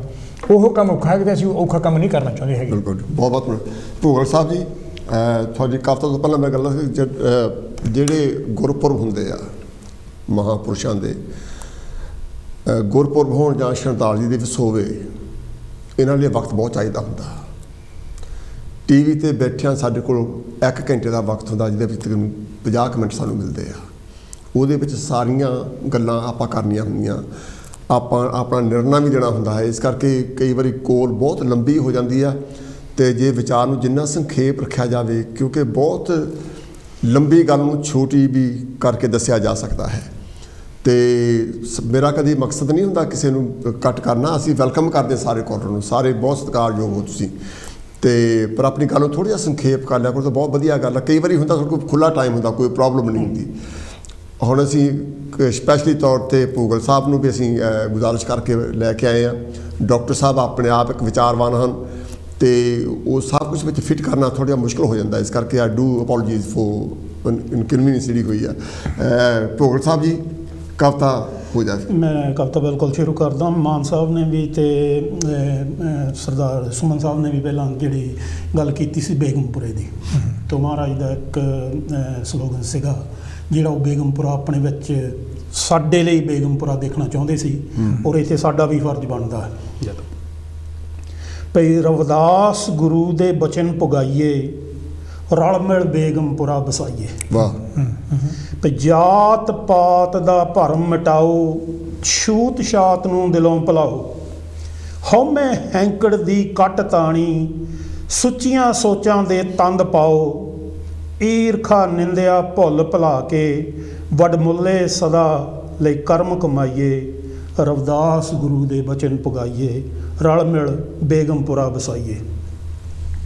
ਭਈ ਗੰਗਾ ਸਭ ਦੀ ਸਾਂਝੀ ਹੋਵੇ, ਇਹ ਜਾਤ ਪਾਤ ਤੋਂ ਵਾਂਝੀ ਹੋਵੇ, ਕਿਸੇ ਦੀ ਛੂਹ ਨਾ ਕਿਸੇ ਦੀ ਛੂਹ ਨਾ ਕਿਸੇ ਨੂੰ ਭਿੱਟੇ, ਸਭ ਦਾ ਸਾਂਝਾ ਮਾਂਝੀ ਹੋਵੇ, ਸਭ ਦੇ ਦੁੱਖ ਸੁੱਖ ਸਾਂਝੇ ਕਰਕੇ, ਇੱਕ ਦੂਜੇ ਦਾ ਭਾਰ ਵੰਡਾਈਏ, ਰਵਿਦਾਸ ਗੁਰੂ ਦੇ ਬਚਨ ਪੁਗਾਈਏ, ਰਲ ਮਿਲ ਬੇਗਮਪੁਰਾ ਵਸਾਈਏ। ਭਈ ਇਨਸਾਨਾਂ ਨੂੰ ਇਨਸਾਨ ਹੀ ਸਮਝੋ, ਉੱਤਮ ਅਤੇ ਮਹਾਨ ਵੀ ਸਮਝੋ, ਰੰਗਾਂ ਨਸਲਾਂ ਦੇ ਵਿੱਚ ਵੰਡ ਕੇ ਘਟੀਆ ਤੇ ਨਾਦਾਨ ਨਾ ਸਮਝੋ, ਕੋੜ ਇਹ ਜਾਤਾਂ ਪਾਤਾਂ ਵਾਲਾ ਜੜ੍ਹਾਂ ਤੋਂ ਪੁੱਟ ਕੇ ਪਰਾਂ ਵਗਾਈਏ, ਰਵਿਦਾਸ ਗੁਰੂ ਦੇ ਬਚਨ ਪੁਗਾਈਏ, ਰਲ ਮਿਲ ਬੇਗਮਪੁਰਾ ਵਸਾਈਏ। ਭਈ ਝੂਠ ਦੇ ਗੋੜੇ ਡੁੱਬੀ ਜਾਵਣ, ਸੱਚ ਦੇ ਪੱਥਰ ਤਰਦੇ ਜਾਵਣ, ਸਾਂਝੀ ਬਾਲਤਾ ਦੀ ਛਾਂ ਥੱਲੇ, ਸਭ ਜੀ ਆਪਣੀ ਹੋਂਦ ਨੂੰ ਮਾਨਣ, ਗੁਰੂ ਦੇ ਨਕਸ਼ੇ ਕਦਮ 'ਤੇ ਚੱਲ ਕੇ ਉੱਚੀ ਸੋਚ ਨੂੰ ਫੁੱਲ ਚੜ੍ਹਾਈਏ, ਰਵਿਦਾਸ ਗੁਰੂ ਦੇ ਬਚਨ ਪੁਗਾਈਏ, ਰਲ ਮਿਲ ਬੇਗਮਪੁਰਾ ਵਸਾਈਏ। ਭਈ ਰੱਬ ਨੇ ਸਭ ਇਨਸਾਨ ਬਣਾਏ, ਵਜੂਦ ਵੀ ਇੱਕੋ ਜਿਹੇ ਬਣਾਏ, ਸਮਾਜ 'ਚ ਵੰਡੀਆਂ ਪਾਉਣ ਵਾਲਿਆਂ, ਖੱਤਰੀ ਬ੍ਰਾਹਮਣ ਸ਼ੂਦ ਬਣਾਏ, ਮਾਨਵਤਾ ਦਾ ਘਾਣ ਨਾ ਕਰੀਏ, ਹਰ ਇਨਸਾਨ ਨੂੰ ਗਲੇ ਲਗਾਈਏ, ਰਵਿਦਾਸ ਗੁਰੂ ਦੇ ਬਚਨ ਪੁਗਾਈਏ, ਰਲ ਮਿਲ ਬੇਗਮਪੁਰਾ ਵਸਾਈਏ। ਅਰਜ਼ ਕੀਤਾ ਪਏ ਸਭ ਦੇ ਸਿਰ 'ਤੇ ਹੋਵੇ ਛੱਤ, ਸਾਂਝੀ ਹੋਵੇ ਇੱਜ਼ਤ ਪੱਤ, ਭੁੱਖੇ ਢਿੱਡ ਨਾ ਸੌਵੇਂ ਕੋਈ, ਹਰ ਵਿਅਕਤੀ ਨੂੰ ਹੋਵੇ ਮੱਤ, ਬਦਲ ਦਈਏ ਲੋਕਾਂ ਦੀਆਂ ਸੋਚਾਂ, ਨਵੀਂ ਕ੍ਰਾਂਤੀ ਲੈ ਕੇ ਆਈਏ, ਰਵਿਦਾਸ ਗੁਰੂ ਦੇ ਬਚਨ ਪੁਗਾਈਏ, ਰਲ ਮਿਲ ਬੇਗਮਪੁਰਾ ਵਸਾਈਏ। ਵਾਹ, ਬਹੁਤ ਖੂਬ। ਭਈ ਮੀਰਾਂ ਬਾਈ ਦਾ ਉੱਚ ਘਰਾਣਾ, ਮਹੇ ਸਾਹਿਬ ਖੀਰ ਲਵਾਉਂਦੇ ਕਵਿਤਾ ਦਾ, ਮੀਰਾਂ ਬਾਈ ਦਾ ਉੱਚ ਘਰਾਣਾ, ਗੁਰੂ ਦੇ ਦਰ ਤੇ ਆਉਣਾ ਜਾਣਾ, ਨਛੱਤਰ ਭੋਗਲ ਕਰੇ ਅਰਦਾਸਾਂ, ਖੁਸ਼ੀ ਵਸੇ ਪਿੰਡ ਭਾਖੜੀ ਆਣਾ, ਰਵਿਦਾਸ ਗੁਰੂ ਦਾ ਜਨਮ ਦਿਹਾੜਾ, ਸ਼ਰਧਾ ਦੇ ਆਓ ਫੁੱਲ ਚੜਾਈਏ, ਰਵਿਦਾਸ ਗੁਰੂ ਦੇ ਵਚਨ ਪਗਾਈਏ, ਰਲ ਮਿਲ ਬੇਗਮਪੁਰਾ ਵਸਾਈਏ, ਰਵਿਦਾਸ ਗੁਰੂ ਦੇ ਵਚਨ ਪਗਾਈਏ। ਰਲ ਮਿਲ ਬੇਗਮਪੁਰਾ ਵਸਾਈਏ, ਗੁਰੂ ਰਵਿਦਾਸ ਜੀ ਦੀ ਬਾਣੀ ਨੂੰ ਧਿਆਈਏ। ਬਹੁਤ ਗੱਲਾਂ ਅਪਣਾਉਣ ਵਾਲੀਆਂ। ਡਾਕਟਰ ਸਾਹਿਬ, ਆਪਣਾ ਟਾਈਮ ਨੇੜੇ ਪਹੁੰਚ ਗਿਆ। ਸਾਡੇ ਸਮਾਜ ਦੀ ਮੰਜ਼ਰ ਬਹੁਤ ਦੂਰ ਆ ਹਲੇ। ਅਸੀਂ ਸਵੈਮਾਨ ਪ੍ਰਾਪਤ ਕਰਨਾ ਹੈ, ਬਾਕੀ ਸਮਾਜ ਦੇ ਬਰਾਬਰ ਅਸੀਂ ਐਜੂਕੇਸ਼ਨ ਵੀ ਪ੍ਰਾਪਤ ਕਰਨੀ ਹੈ, ਅਸੀਂ ਆਪਣੇ ਆਪ ਦਾ ਮਿਆਰ ਵੀ ਉੱਚਾ ਕਰਨਾ ਹੈ। ਉਹ ਤਾਂ ਹੀ ਹੋ ਸਕਦਾ ਜੇ ਅਸੀਂ ਅੰਧ ਵਿਸ਼ਵਾਸ ਨੂੰ ਛੱਡ ਕੇ, ਕਿਸੇ ਤਰ੍ਹਾਂ ਦਾ ਵੀ ਹੋਵੇ, ਅਸੀਂ ਤਰਕ ਵੱਲ ਵਧੀਏ ਔਰ ਜਾਗ੍ਰਿਤੀ ਨੂੰ ਪ੍ਰਾਪਤ ਕਰੀਏ, ਤਾਂ ਅਸੀਂ ਅੱਗੇ ਵਧ ਸਕਦੇ ਹਾਂ। ਇਸ ਦਿਸ਼ਾ ਵੱਲ ਜਾਣ ਲਈ ਸਾਨੂੰ ਕਿੰਨਾ ਕੁ ਉਪਰਾਲਾ ਕਰਨਾ ਪਏਗਾ ਜਾਂ ਕੀ ਉਪਰਾਲਾ ਕਰਨਾ ਪਊਗਾ? ਬਿਲਕੁਲ ਸਵਾਲ ਜਾਣੀ ਕਿ ਤੁਹਾਡਾ ਹਮੇਸ਼ਾ ਬੜਾ ਵਾਜਬ ਹੈਗਾ। ਕੋਸ਼ਿਸ਼ ਮੈਂ ਕਰਦਾ ਕਿਉਂਕਿ ਸਾਡੇ ਕੋਲ ਸਿਰਫ 4 ਮਿੰਟ ਰਹਿ ਗਏ। ਅਸਲ 'ਚ ਜਿੰਨੀ ਦੇਰ ਅਸੀਂ ਆਪਣੇ ਆਪ ਨੂੰ ਬਹੁਤ ਜ਼ਿਆਦਾ ਪੜ੍ਹਾਈ ਵਿੱਚ ਨਹੀਂ ਖਿਵਾਉਂਦੇ ਹੈਗੇ, ਜਿੰਨੀ ਦੇਰ ਅਸੀਂ ਆਪਣੇ ਬੱਚਿਆਂ ਨੂੰ ਨਹੀਂ ਪੜ੍ਹਾਉਂਦੇ, ਆਪ ਨਹੀਂ ਅਸੀਂ ਤਰਕ ਨਾਲ ਗੱਲ ਕਰਦੇ ਹੈਗੇ, ਆਪ ਯਾਨੀ ਕਿ ਜਿਹੜਾ ਹੈਗਾ ਸੋਚਦੇ ਨਹੀਂ ਲੈ ਵੀ ਇਹ ਗੱਲ ਇੱਦਾਂ ਕਿੱਦਾਂ ਹੈਗੀ ਆ। ਪੜ੍ਹਾਈ ਤੋਂ ਬਿਨਾਂ ਸਾਡਾ ਕੋਈ ਗੁਜ਼ਾਰਾ ਨਹੀਂ ਹੈ। ਪੜ੍ਹਾਈ ਜਿਹੜੀ ਹੈਗੀ ਤੁਹਾਨੂੰ, ਜਿਹੜੀ ਤੁਸੀਂ ਲਿਟਰੇਰੀ ਯਾਨੀ ਕਿ ਗੱਲ ਚਾਹੇ ਕਰੀਏ, ਚਾਹੇ ਯਾਨੀ ਕਿ ਐਕੈਡੈਮਿਕ ਜਿਹੜੀ ਸਟੱਡੀ ਹੈਗੀ ਹੈ, ਜਿੰਨੀ ਦੇਰ ਤੁਸੀਂ ਉਹਨੂੰ ਵਿਗਿਆਨਕ ਸੋਚ 'ਤੇ, ਜਿੰਨੀ ਦੇਰ ਤੁਸੀਂ ਉਹਨੂੰ ਰੈਸ਼ਨਲਿਜ਼ਮ 'ਤੇ ਨਹੀਂ ਅਪਣਾਉਂਦੇ ਹੈਗੇ, ਉਨੀ ਦੇਰ ਅਸੀਂ ਵਹਿਮਾਂ ਭਰਮਾਂ ਵਿੱਚੋਂ ਯਾਨੀ ਕਿ ਦੀਵੇ ਜਗਾਉਣ ਤੋਂ, ਯਾਨੀ ਕਿ ਮੋਮਬੱਤੀਆਂ ਜਗਾਉਣ ਤੋਂ, ਯਾਨੀ ਕਿ ਜਿਹੜਾ ਹੈਗਾ ਅਰਦਾਸਾਂ ਕਰਨ ਤੋਂ, ਉਹ ਉਨੀ ਦੇਰ ਅਸੀਂ ਅੱਗੇ ਨਹੀਂ ਨਿਕਲ ਸਕਦੇ। ਬੇਗਮਪੁਰਾ ਦੀ ਯਾਨੀ ਕਿ ਜਿਹੜੀ ਗੁਰੂ ਸਾਹਿਬ ਗੱਲ ਕਰਦੇ ਹੈਗੇ ਆ, ਬੇਗਮਪੁਰਾ ਦਾ ਮਤਲਬ ਯਾਨੀ ਕਿ ਇੱਥੇ ਕੋਈ ਗਮ ਨਾ ਹੋਵੇ। ਉਸ ਯਾਨੀ ਕਿ ਸੋਸ਼ਲਿਸਟ ਸਮਾਜ ਦੀ, ਯਾਨੀ ਕਿ ਉਸ ਯਾਨੀ ਕਿ ਸਮਾਜ ਦੀ ਜਿੱਥੇ ਕਿਸੇ ਨਾਲ ਕੋਈ ਨਫ਼ਰਤ ਨਾ ਹੋਵੇ, ਕਿਸੇ ਨਾਲ ਕੋਈ ਵਿਤਕਰਾ ਨਾ ਹੁੰਦਾ ਹੋਵੇ, ਚਾਹੇ ਉਹ ਗੱਲ ਜਾਤ ਪਾਤ ਦੀ ਹੈਗੀ, ਚਾਹੇ ਔਰਤਾਂ ਦੀ ਗੱਲ ਹੈਗੀ, ਚਾਹੇ ਡਿਸੇਬਿਲਿਟੀ ਦੀ ਗੱਲ ਹੈਗੀ ਆ, ਉਹਦੇ ਲਈ ਸਾਨੂੰ ਆਪ ਤਰੱਦਦ ਕਰਨਾ ਪਊਗਾ, ਸਾਨੂੰ ਆਪ ਯਾਨੀ ਕਿ ਪੜ੍ਹਾਈ ਕਰਨੀ ਪਊਗੀ। ਜਿਹੜੇ ਬੱਚੇ ਸਾਡੇ ਘਰ ਵਿੱਚ ਨਹੀਂ ਪੜ੍ਹਾਈ ਕਰਦੇ, ਉਹਨਾਂ ਦੀ ਵੀ ਅਸੀਂ ਕੋਸ਼ਿਸ਼ ਕਰੀਏ ਵੀ ਉਹਨਾਂ ਨੂੰ ਕਹੀਏ ਵੀ ਪੜ੍ਹਾਈ ਤੋਂ ਬਿਨਾਂ ਤੁਹਾਡਾ ਜਿਹੜਾ ਤੀਜਾ ਨੇਤਰ ਹੈ, ਇਸੇ ਕਰਕੇ ਉਹਨੂੰ ਤੀਜਾ ਨੇਤਰ ਕਹਿੰਦੇ ਹੈ। ਪੜ੍ਹਾਈ ਤੋਂ ਬਿਨਾਂ ਸਾਡਾ ਕੋਈ ਗੁਜ਼ਾਰਾ ਨਹੀਂ ਹੈ। ਨਹੀਂ ਤਾਂ ਅਸੀਂ ਅੰਧ ਵਿਸ਼ਵਾਸ ਦੇ ਅੰਦਰ ਉਹੀ ਫੋਲੋ ਕਰਦੇ ਰਹਾਂਗੇ ਜੋ ਸਾਨੂੰ ਪੁਜਾਰੀ ਵਰਗ ਜਿਹੜਾ ਹੈਗਾ, ਜਿਹੜਾ ਡੋਮੀਨੇਟਿੰਗ ਕਲਾਸ ਹੈਗੀ ਹੈ, ਜਿਹੜੀ ਪਹਿਲਾਂ ਇਹਨੇ ਹਜ਼ਾਰਾਂ ਸਾਲਾਂ ਤੋਂ ਲੁੱਟਦੀ ਆਈ ਆ, ਅਸੀਂ ਉਹੀ ਫੋਲੋ ਕਰਦੇ ਰਹਾਂਗੇ। ਉਹਨੇ ਸਾਡਾ ਕੋਈ ਵੀ ਜਿਹੜਾ ਸਲਿਊਸ਼ਨ ਨਹੀਂ ਦੇਣਾ। ਸਾਨੂੰ ਵੱਧ ਤੋਂ ਵੱਧ ਡਾਕਟਰ ਅੰਬੇਦਕਰ ਦੀਆਂ ਕਿਤਾਬਾਂ ਪੜ੍ਹਨੀਆਂ ਚਾਹੀਦੀਆਂ। ਸਾਨੂੰ ਯਾਨੀ ਕਿ ਗੁਰੂ ਰਵਿਦਾਸ ਜੀ ਯਾਨੀ ਕਿ ਜਿਹੜੀ ਤਰਕ ਦੀ ਬਾਣੀ ਹੈਗੀ ਆ, ਉਹਦੇ 'ਤੇ ਅਮਲ ਕਰਨਾ ਚਾਹੀਦਾ ਹੈਗਾ। ਜੋ ਅੰਬੇਦਕਰ ਸਾਹਿਬ ਨੇ ਵੀ ਕਿਹਾ ਹੈਗਾ, ਉਹਨਾਂ ਸਿਧਾਂਤਾਂ 'ਤੇ ਜਿੰਨੀ ਦੇਰ ਅਸੀਂ ਅਮਲ ਨਾ ਕੀਤੀ, ਉਨੀ ਦੇਰ ਜਿਹੜੀ ਗੱਲ ਹੈਗੀ ਹੈ ਬਰਾਬਰਤਾ ਦੀ ਨਹੀਂ ਹੋਣੀ। ਉਨੀ ਦੇਰ ਮੈਂ ਸਮਝਦਾ ਵੀ ਸੱਚੀ ਸ਼ਰਧਾਂਜਲੀ ਜਿਹੜੀ ਹੈਗੀ ਆ, ਉਹ ਸ਼੍ਰੀ ਗੁਰੂ ਰਵਿਦਾਸ ਨੂੰ ਅਸੀਂ ਨਹੀਂ ਦਿੰਦੇ ਹੈਗੇ, ਜਿੰਨੀ ਦੇਰ ਅਸੀਂ ਉਹਦਾ ਚੰਗੀ ਤਰ੍ਹਾਂ ਲਿਟਰੇਚਰ ਦਾ, ਉਹਨਾਂ ਦੀ ਬਾਣੀ ਦਾ, ਉਹਨਾਂ ਦੇ ਯਾਨੀ ਕਿ ਸਿਧਾਂਤਾਂ ਦਾ ਜਿੰਨੀ ਦੇਰ ਅਸੀਂ ਵਿਸ਼ਲੇਸ਼ਣ ਨਹੀਂ ਕਰਦੇ ਹੈਗੇ ਅਤੇ ਉਹਨੂੰ ਅਸੀਂ ਆਪਣੇ ਵਿੱਚ ਨਹੀਂ ਅਪਣਾਉਂਦੇ ਹੈ, ਉਨੀ ਦੇਰ ਜਿਹੜਾ ਹੈਗਾ ਸਾਡਾ ਕਿਸ ਤਰ੍ਹਾਂ ਵੀ ਕੋਈ ਪਾਰਤਰਾ ਨਹੀਂ ਹੋਣਾ। So this is what I think is right way. ਬਹੁਤ ਵਧੀਆ ਵਿਚਾਰ ਸੀ। ਭੁਗਲ ਸਾਹਿਬ ਜੀ, ਆਖਿਰ 'ਚ ਕੁਝ ਲਫ਼ਜ਼ ਤੁਸੀਂ ਕਹਿਣਾ ਚਾਹੋਗੇ? ਮੈਂ ਸਿਰਫ ਇਹੀ ਕਹਿਣਾ ਚਾਹੁੰਦਾ ਵੀ ਕੋਈ ਸੰਸਥਾ ਕਿਸੇ ਭਗਤ ਨੂੰ ਜਾਂ ਗੁਰੂ ਨੂੰ ਇਹ ਸ਼੍ਰੋਮਣੀ ਸੰਤ ਕਹਿ ਦੇਵੇ ਤਾਂ ਸਾਨੂੰ ਉੱਥੇ ਹੀ ਨਹੀਂ ਬਹਿ ਜਾਣਾ ਚਾਹੀਦਾ ਵੀ ਸਾਡੇ ਭਗਤ ਨੂੰ ਜਾਂ ਸਾਡੇ ਗੁਰੂਆਂ ਨੂੰ ਉਹਨੇ ਸ਼੍ਰੋਮਣੀ ਸੰਤ ਮੰਨ ਲਿਆ ਤਾਂ ਅਸੀਂ ਵੀ ਸ਼੍ਰੋਮਣੀ ਸੰਤ ਮੰਨ ਕੇ ਬਹਿ ਲਈਏ। ਬੜੀ ਵਧੀਆ ਡਾਕਟਰ ਸਾਹਿਬ ਨੇ ਗੱਲ ਕੀਤੀ। ਅੰਮ੍ਰਿਤ ਬਾਣੀ ਪੜ੍ਹ ਲਓ, ਪਰ ਉਸ ਅੰਮ੍ਰਿਤ ਬਾਣੀ 'ਤੇ ਜਿੰਨਾ ਚਿਰ ਪੜ੍ਹ ਕੇ ਅਸੀਂ ਅਮਲ ਨਹੀਂ ਕਰਦੇ, ਉਹਨਾਂ ਚਿਰ ਉਹ ਬਾਣੀ ਪੜ੍ਹੀ ਦਾ ਵੀ ਕੋਈ ਫਾਇਦਾ ਨਹੀਂ, ਨਾ ਉਹ ਸ਼੍ਰੋਮਣੀ ਸੰਤ ਕਹਾਉਣ ਦਾ ਜਾਂ ਕਹਿਣ ਦਾ, ਉਹਨਾਂ ਨੂੰ ਮੰਨਣ ਦਾ ਕੋਈ ਫਾਇਦਾ ਨਹੀਂ। ਇੱਕ ਇੱਥੇ ਮਾੜੀ ਜੀ ਆਪਣੇ ਮਹੇਸ਼ ਸਾਹਿਬ ਇੱਕ ਜ਼ਰੂਰ ਮੈਂ ਗੱਲ ਕਰਨੀ ਚਾਹੁੰਦਾ। ਜੇ ਕੋਈ ਬੰਦਾ ਸਿਆਣੀ ਗੱਲ ਕਰਦਾ ਸਾਡੀ ਕਮਿਊਨਿਟੀ ਦੇ ਵਿੱਚ, ਸਾਨੂੰ ਉਹਦੇ ਮਗਰ ਜ਼ਰੂਰ ਲੱਗ ਜਾਣਾ ਚਾਹੀਦਾ। ਇਹ ਸਾਡੇ ਸਮਾਜ ਦੀ ਇੱਕ ਖਾਮੀ ਆ ਵੀ ਅਸੀਂ ਮੋਹਰੇ ਹੋ ਕੇ ਤੁਰਨਾ ਜਾਣਦੇ ਹਾਂ, ਅਸੀਂ ਕਿਸੇ ਦੇ ਮਗਰ ਲੱਗ ਕੇ ਖੁਸ਼ ਨਹੀਂ ਗੇ ਜ਼ਿਆਦਾ। ਅਤੇ ਇਹ ਜੇ ਗੱਲਾਂ ਅਸੀਂ ਕਿਸੇ ਨੂੰ ਮੰਨ ਲਈਏ ਜਾਂ ਕਿਸੇ ਦੇ ਮਗਰ ਲੱਗ ਕੇ ਤੁਰੀਏ, ਉਹਦੀ ਸਿਆਣੀ ਗੱਲ ਨੂੰ ਮੰਨ ਕੇ ਤੁਰ ਲਈਏ, ਜੇ ਅਸੀਂ ਆਪ ਨਹੀਂ ਪੜ੍ਹ ਸਕਦੇ ਕਿਸੇ ਪੜ੍ਹੇ ਲਿਖੇ ਦੀ ਗੱਲ ਮੰਨ ਕੇ ਉਹਦੇ ਮਗਰ ਲੱਗ ਕੇ ਤੁਰ ਪਈਏ, ਤਾਂ ਮੇਰੇ ਖਿਆਲ ਦੇ ਨਾਲ ਸਾਡੇ ਸਾਰੇ ਸੁਪਨੇ ਸਾਕਾਰ ਹੋ ਸਕਦੇ ਆ। ਬਹੁਤ ਬਹੁਤ ਧੰਨਵਾਦ। ਮੈਂ ਸਪੈਸ਼ਲੀ ਚੌਥਾ ਭੁਗਲ ਸਾਹਿਬ ਥੋੜ੍ਹਾ ਧੰਨਵਾਦ ਕਰਨਾ ਚਾਹੁੰਦਾ ਕਿ ਤੁਸੀਂ ਮੇਰੀ ਇੱਕ ਟੈਲੀਫੋਨ ਕਾਲ 'ਤੇ ਤੁਸੀਂ ਅੱਜ ਵਧਾਰੇ। ਮੈਂ ਤਹਿ ਦਿਲ ਤੋਂ ਸ਼ੁਕਰੀਆ ਕਰਦਾ, ਕਿਉਂਕਿ ਕਵੀ ਲੋਕਾਂ ਨੂੰ ਬੁਲਾਉਣਾ ਔਖਾ ਹੁੰਦਾ, ਪਰ ਤੁਸੀਂ ਮੁਹੱਬਤ ਦਾ ਪੈਗਾਮ ਜਿਹੜਾ ਤੁਸੀਂ ਦੇ ਕੇ ਅੱਜ, ਔਰ ਤੁਸੀਂ ਕਵਿਤਾਵਾਂ ਵੀ ਬਹੁਤ ਵਧੀਆ ਪੜ੍ਹੀਆਂ। ਇਸ ਕਾਜ ਦਾ ਜਿਹੜੀ ਸਾਡੀ ਮੰਜ਼ਿਲ ਆ, ਗੁਰੂ ਰਵਿਦਾਸ ਜੀ ਮਹਾਰਾਜ ਸਾਰੀ ਜ਼ਿੰਦਗੀ ਉਹ ਲੜਦੇ ਰਹੇ, ਜਦੋਜਹਿਦ ਕਰਦੇ ਰਹੇ। ਮਕਸਦ ਇੱਕ ਸੀਗਾ ਕਿ ਇੱਕ ਸਮਾਜ ਸਭ ਕੁਝ ਪ੍ਰਾਪਤ ਕਰਕੇ ਦੂਸਰੇ ਸਮਾਜ ਨੂੰ ਦਰਕਾਰ ਰਿਹਾ, ਉਹਨਾਂ ਨੂੰ ਇੰਨਾ ਪਛਾੜਿਆ ਕਿ ਅੱਜ ਤੱਕ ਉਹ ਬਰਾਬਰ ਨਹੀਂ ਹੋ ਸਕਿਆ। ਇੱਕ ਸਕੋਲਰ ਰਾਈਟਰ ਹੋਇਆ, ਸਤਨਾਮ ਸਿੰਘ ਉਹਦਾ ਨਾਂ ਆ, ਉਹਨੇ ਆਪਣੀ ਕਿਤਾਬ ਵਿੱਚ ਜ਼ਿਕਰ ਕੀਤਾ, ਉਹ ਕਿਤਾਬ ਦਾ ਨਾਂ ਹੈ ਗੁਰੂ ਰਵਿਦਾਸ ਜੀ ਦੀ ਹੱਤਿਆ ਹੋਈ।